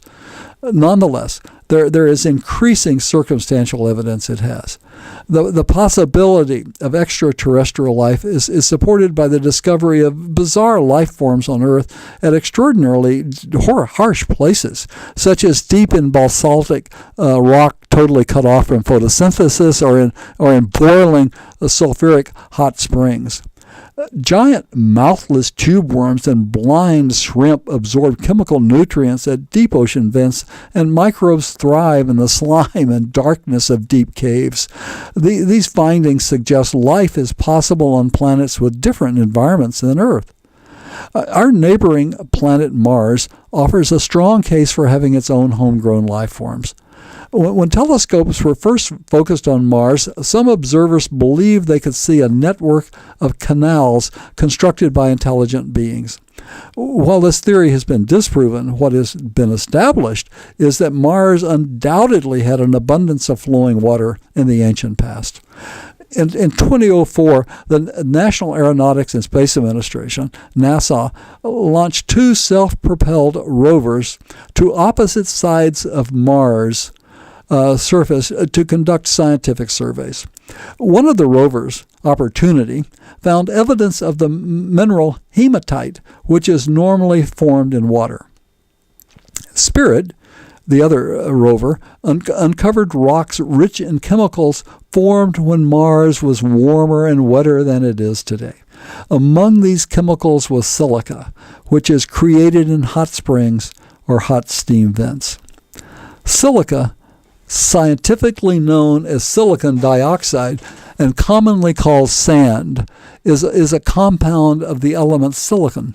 As the most abundant mineral on the Earth's surface, silica is found throughout the human body, particularly in the skin, tendons, ligaments, bones, and teeth. A more sophisticated robot rover, Curiosity, landed in 2012 to expand the search for evidence of microbial life on Mars. Curiosity has identified an ancient lake bed which may have provided a home for microbes. More specifically, Curiosity has measured spikes in the organic carbon and hydrogen methane in the atmosphere and detected different organic molecules in the surface rocks it has drilled into. In September 2015, NASA was able to confirm that water continues to flow on the surface of Mars. An imaging spectrometer on an orbiting spacecraft documented downhill flows of water, which varied with the seasons. Opportunity and Curiosity continue to patrol the surface of Mars looking for evidence of life, and there are plans for another spacecraft to visit the planet in the near future to collect rocks and to return to Earth for more detailed examination. It's not necessary to wait, however, as rocks from Mars have already arrived on Earth. When a planet is struck by an asteroid of sufficient size and speed, it can cause material from the surface to splash out into space and escape from the planet. That orphaned material can then be gravitationally captured by another planet and fall to its surface as a meteorite. Scientific examination of these rocks may provide evidence of life on the first planet. One such 1.3 billion years old Mars meteorite was discovered in Egypt in 1911. When examined in 2006, the meteorite was found to contain a series of microscopic tunnels similar to those caused by terrestrial bacteria. These findings were confirmed by examination of another Mars meteorite of the same age found in Antarctica in 2000. Expelled from Mars during the last 10,000 years, the Antarctica meteorite was confirmed to be similar to the Egyptian meteorite in containing fossilized evidence of bacteriological activity. Scientists cannot presently rule out the possibility the tunnels were formed by non-living processes, and the jury is still out. Even if we assume there are other planets capable of sustaining life, and that life has in fact arisen on those planets, we are still left to wonder if such life has achieved intelligence. Although there have been numerous sightings of UFOs, we have yet to see an extraterrestrial being interviewed on the evening news. How confident can we be that intelligence is the natural consequence of life? We will undoubtedly debate the issue until terrestrial life forms choose to communicate with us. But in the meantime, we can use our own intelligence to arrive at some logical probabilities. Homo sapiens was not the first human species to make and use stone tools and to create art and symbolic language, and we are not the only species presently on Earth that has achieved self-awareness. Others, such as our closest cousins, the chimpanzees, recognize themselves in a mirror and can demonstrate the intelligence of human toddlers. If we continue along our self-destructive path, and we succeed in killing ourselves off, is there any real question that someday, millions of years in the future, the chimpanzees or some other life form will achieve a level of intelligence equal to or in advance of our own? If that could occur here on Earth, it has surely taken place at other times and locations in the universe where life has become established. Assuming long-term survival, what is the ultimate manifestation of intelligence as it evolves over time? Does it become more militaristic and warlike, conquering and destroying all it encounters? Or does it become cooperative and peaceful?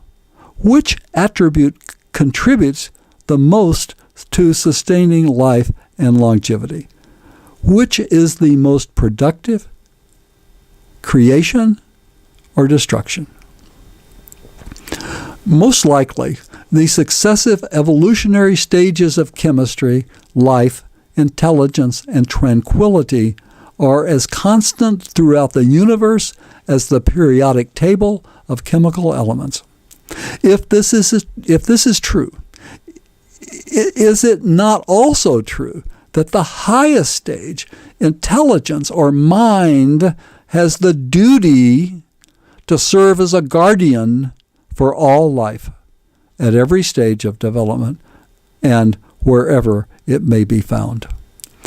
Simple logic tells us there is intelligent life beyond Earth, and if so, that any being sufficiently advanced to visit Earth is able to do so only because its energies are directed toward peaceful exploration rather than conquest. Imagine the excitement when a new life-sustaining planet is discovered, with the opportunity to witness the birth and development of another intelligent species and to watch, enjoy, and appreciate its creations.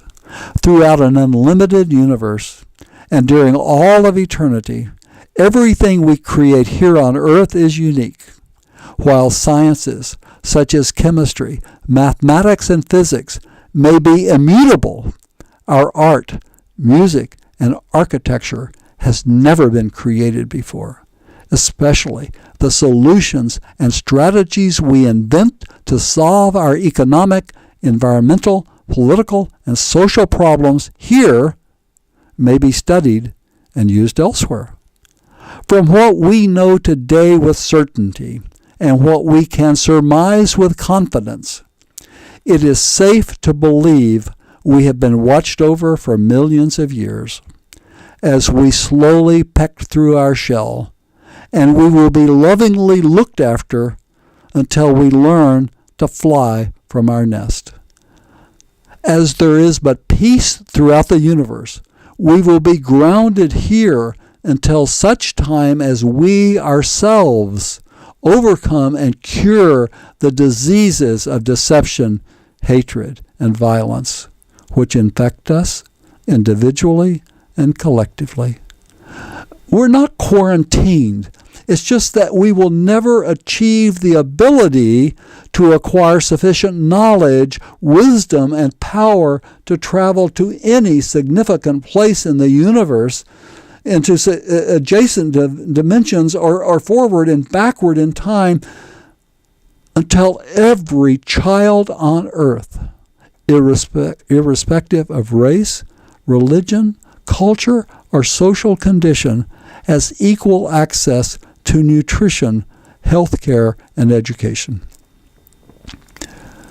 That which is presently unknown is far too vast for it to be discovered by the sheltered and unassisted progeny of the intellectual, political, and financial elite.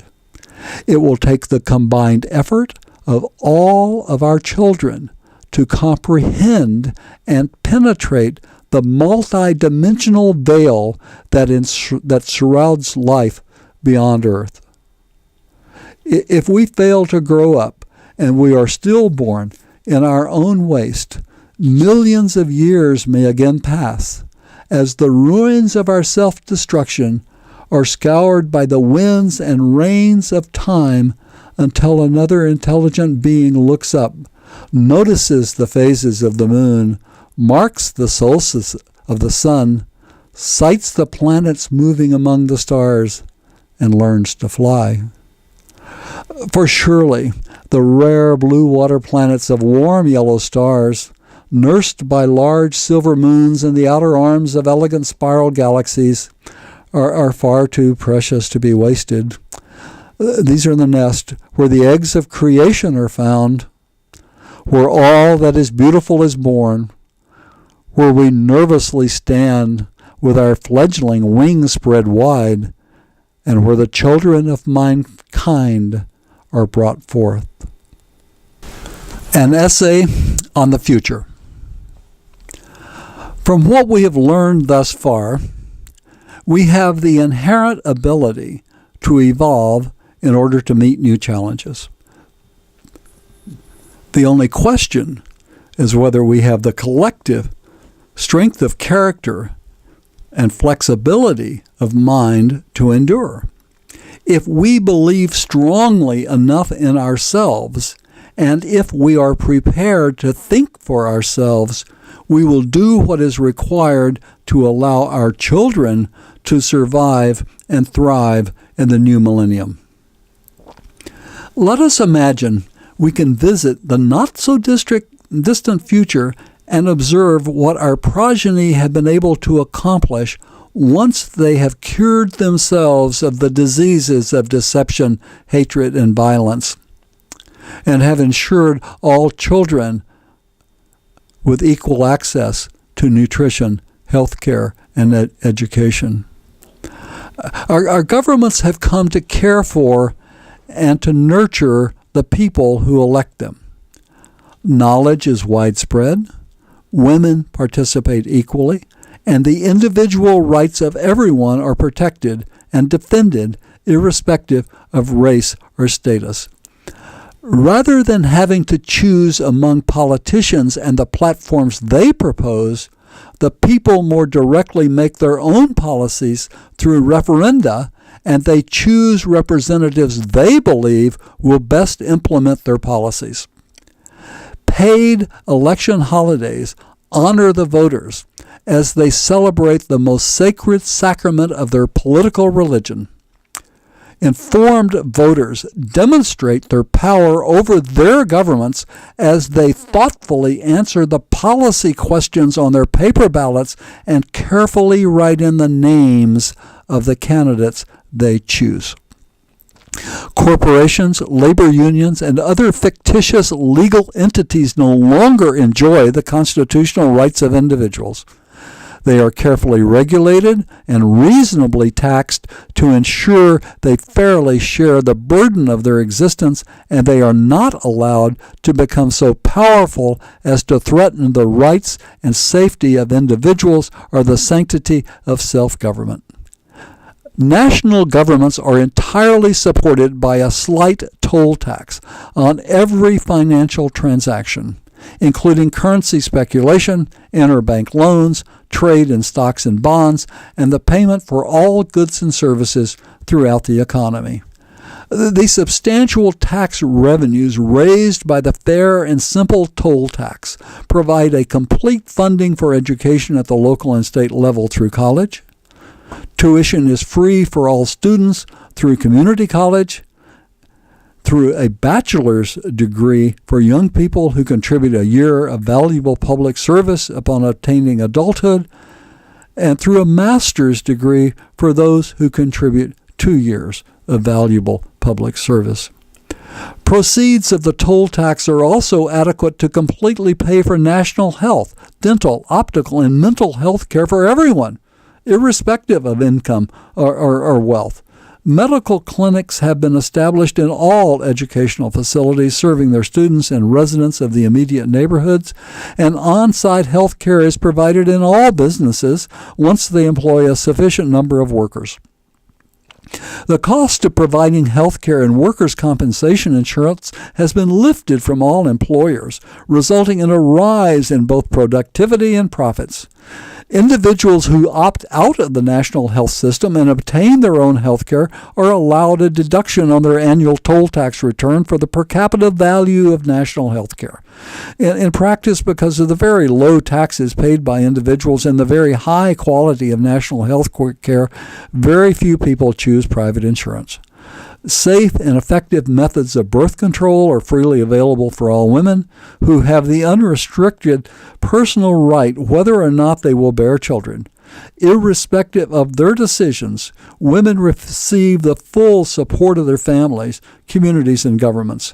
With the heavy cost of public health care and education lifted from municipal and state governments, general welfare assistance is largely provided on a local basis where needs can be more accurately and fairly and economically assessed and administered.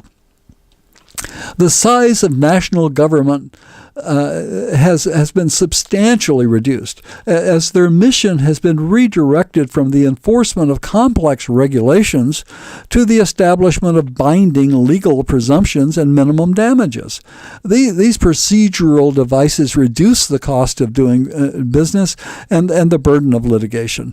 They are relied on by aggrieved individuals and businesses when they present their complaints to the courts or privately arbitrate their disputes. National governments have established their own independent banks, which issue the national currency and loan money for government operations. The savings of interest formerly paid to private banks has greatly reduced the cost of government. Government banks have become the depositories for solvent national retirement systems, which operate in addition to the safety net of Social Security insurance. Voluntarily contributed by workers and their employers and guaranteed by the government, retirement funds are primarily invested in small businesses and the construction and maintenance of national, state, and local infrastructures. Increased investment and reduced cost have reliably improved the ability of small businesses to compete in world markets, resulting in economic stability internationally.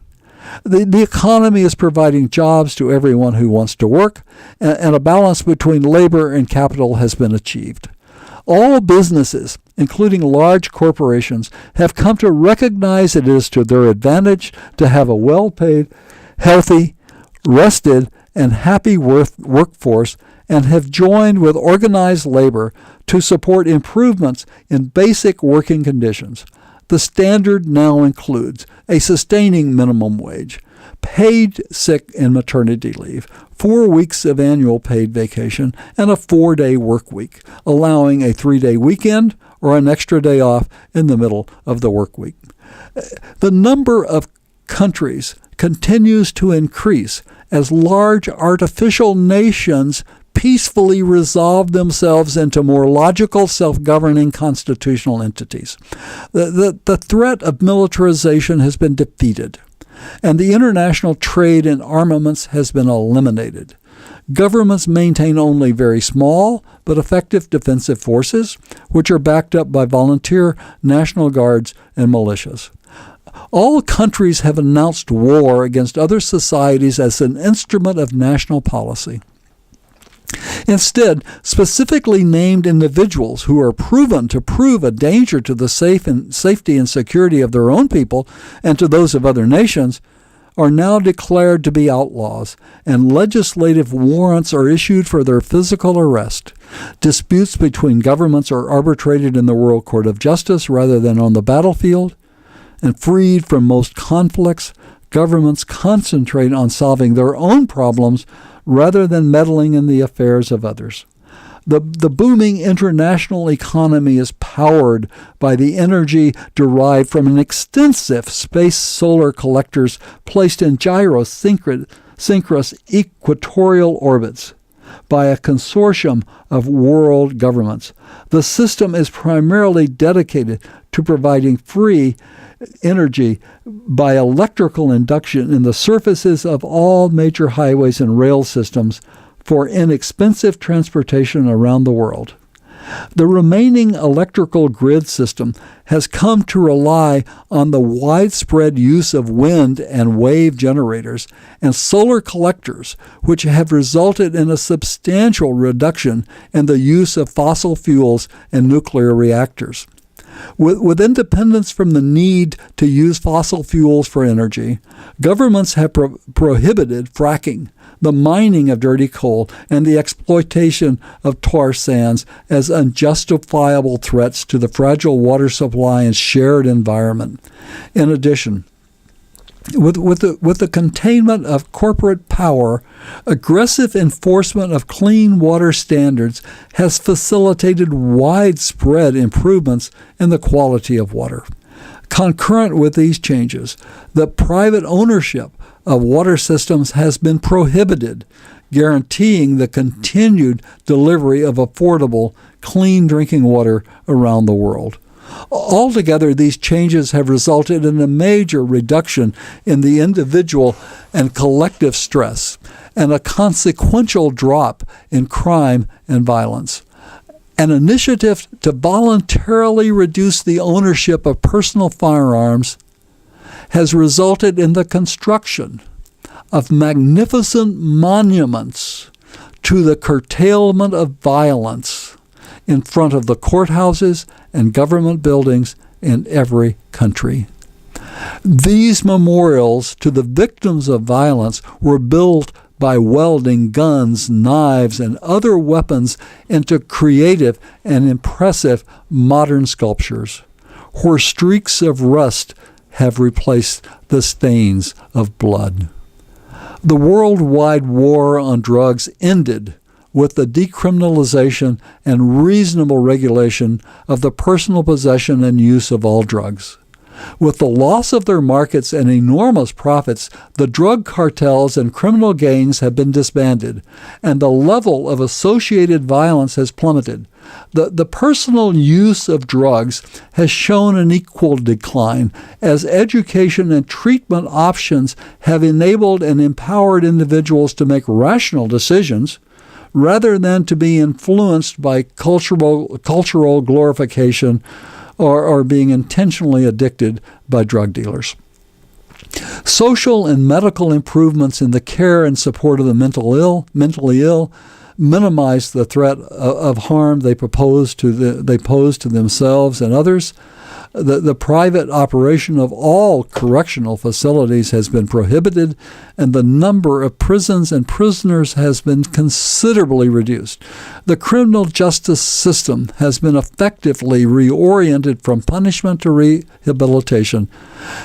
With increased educational and employment opportunities, most people convicted of crimes, particularly youthful offenders, benefit from supervised probation rather than incarceration.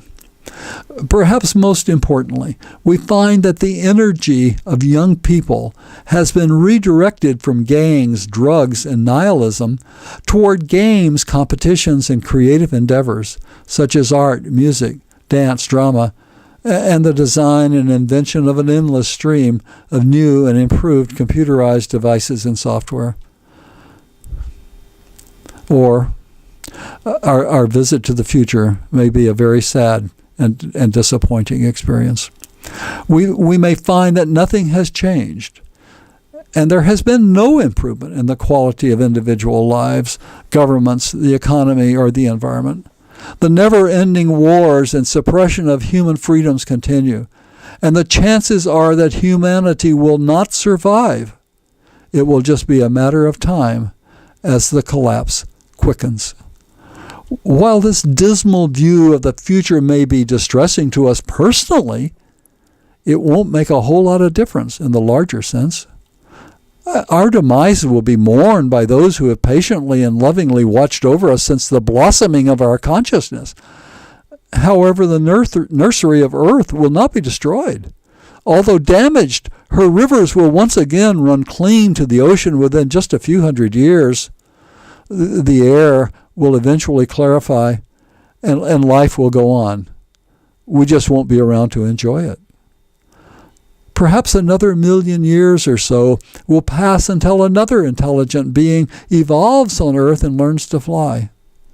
The last few artifacts of our civilization may be found, and another child of mindkind will wonder about us and ask who and why. The 14,000 years of human existence is but a moment in time to mindkind. And even if we fail to fly from our nest, our creative contribution to the universal culture has been phenomenal. We have much to be proud of, some to be ashamed of, and more than we can presently imagine to hope for. We still have a ways to go. And as we stand here at the tipping point of our destiny, we must recognize our inherent goodness, unite together, draw upon our collective resources, and focus our energies on the common objective. The creed of mindkind requires that we, the children of mindkind on earth, make it on our own, and that we do it together. Epilogue. The soul of mindkind. Sequencing of the human DNA has proven the extent of our relationship to other primates and to each other. The complexity and collaboration of the effort provides hope for the ultimate mapping and replication of brain functions and the mind itself, including our collective consciousness. Based on our biological nervous system, cutting-edge research is now allowing computers to mimic the human brain as they automate and self-adjust their programming to perform assigned tasks. Moving beyond massive brute force programming, third millennial computers will learn to cleverly see, listen, evaluate, compensate, and communicate with ever-increasing speed, precision, and elegance.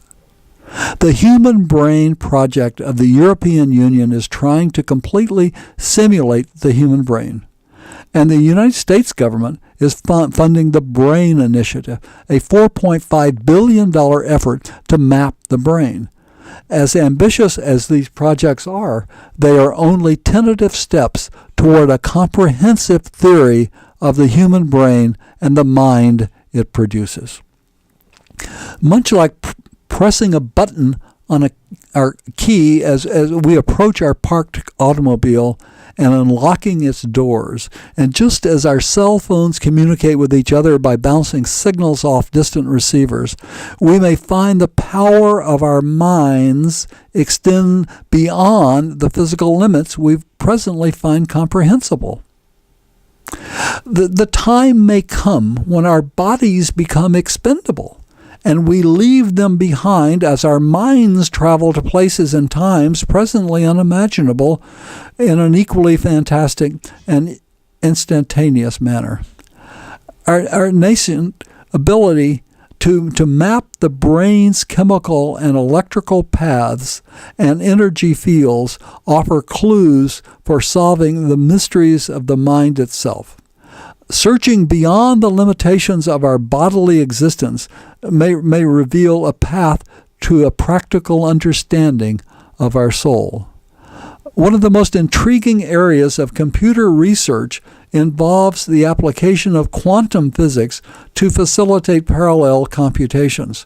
These studies have contributed to a theory that consciousness is the product of quantum mechanics inside the brain cells.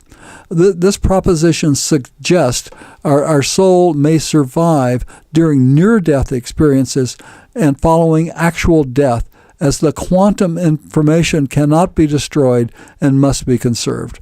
The theory was supported by the discovery of quantum vibrations within the brain cell and by the revival of full brain function in individuals whose bodies have stopped functioning for extended periods of time due to extreme cold. Once we establish the nature and extent of our living mind, we may find there is a rational basis for the age-old question of life after death. If the soul or the aura of an individual's mind individually survives the physical body, there must be a focus for its tenuous energy, a nexus, where its material force can be realized. It may be that the soul only survives when the individual who bore the mantle of its corporeal existence is thought of in the mind of another.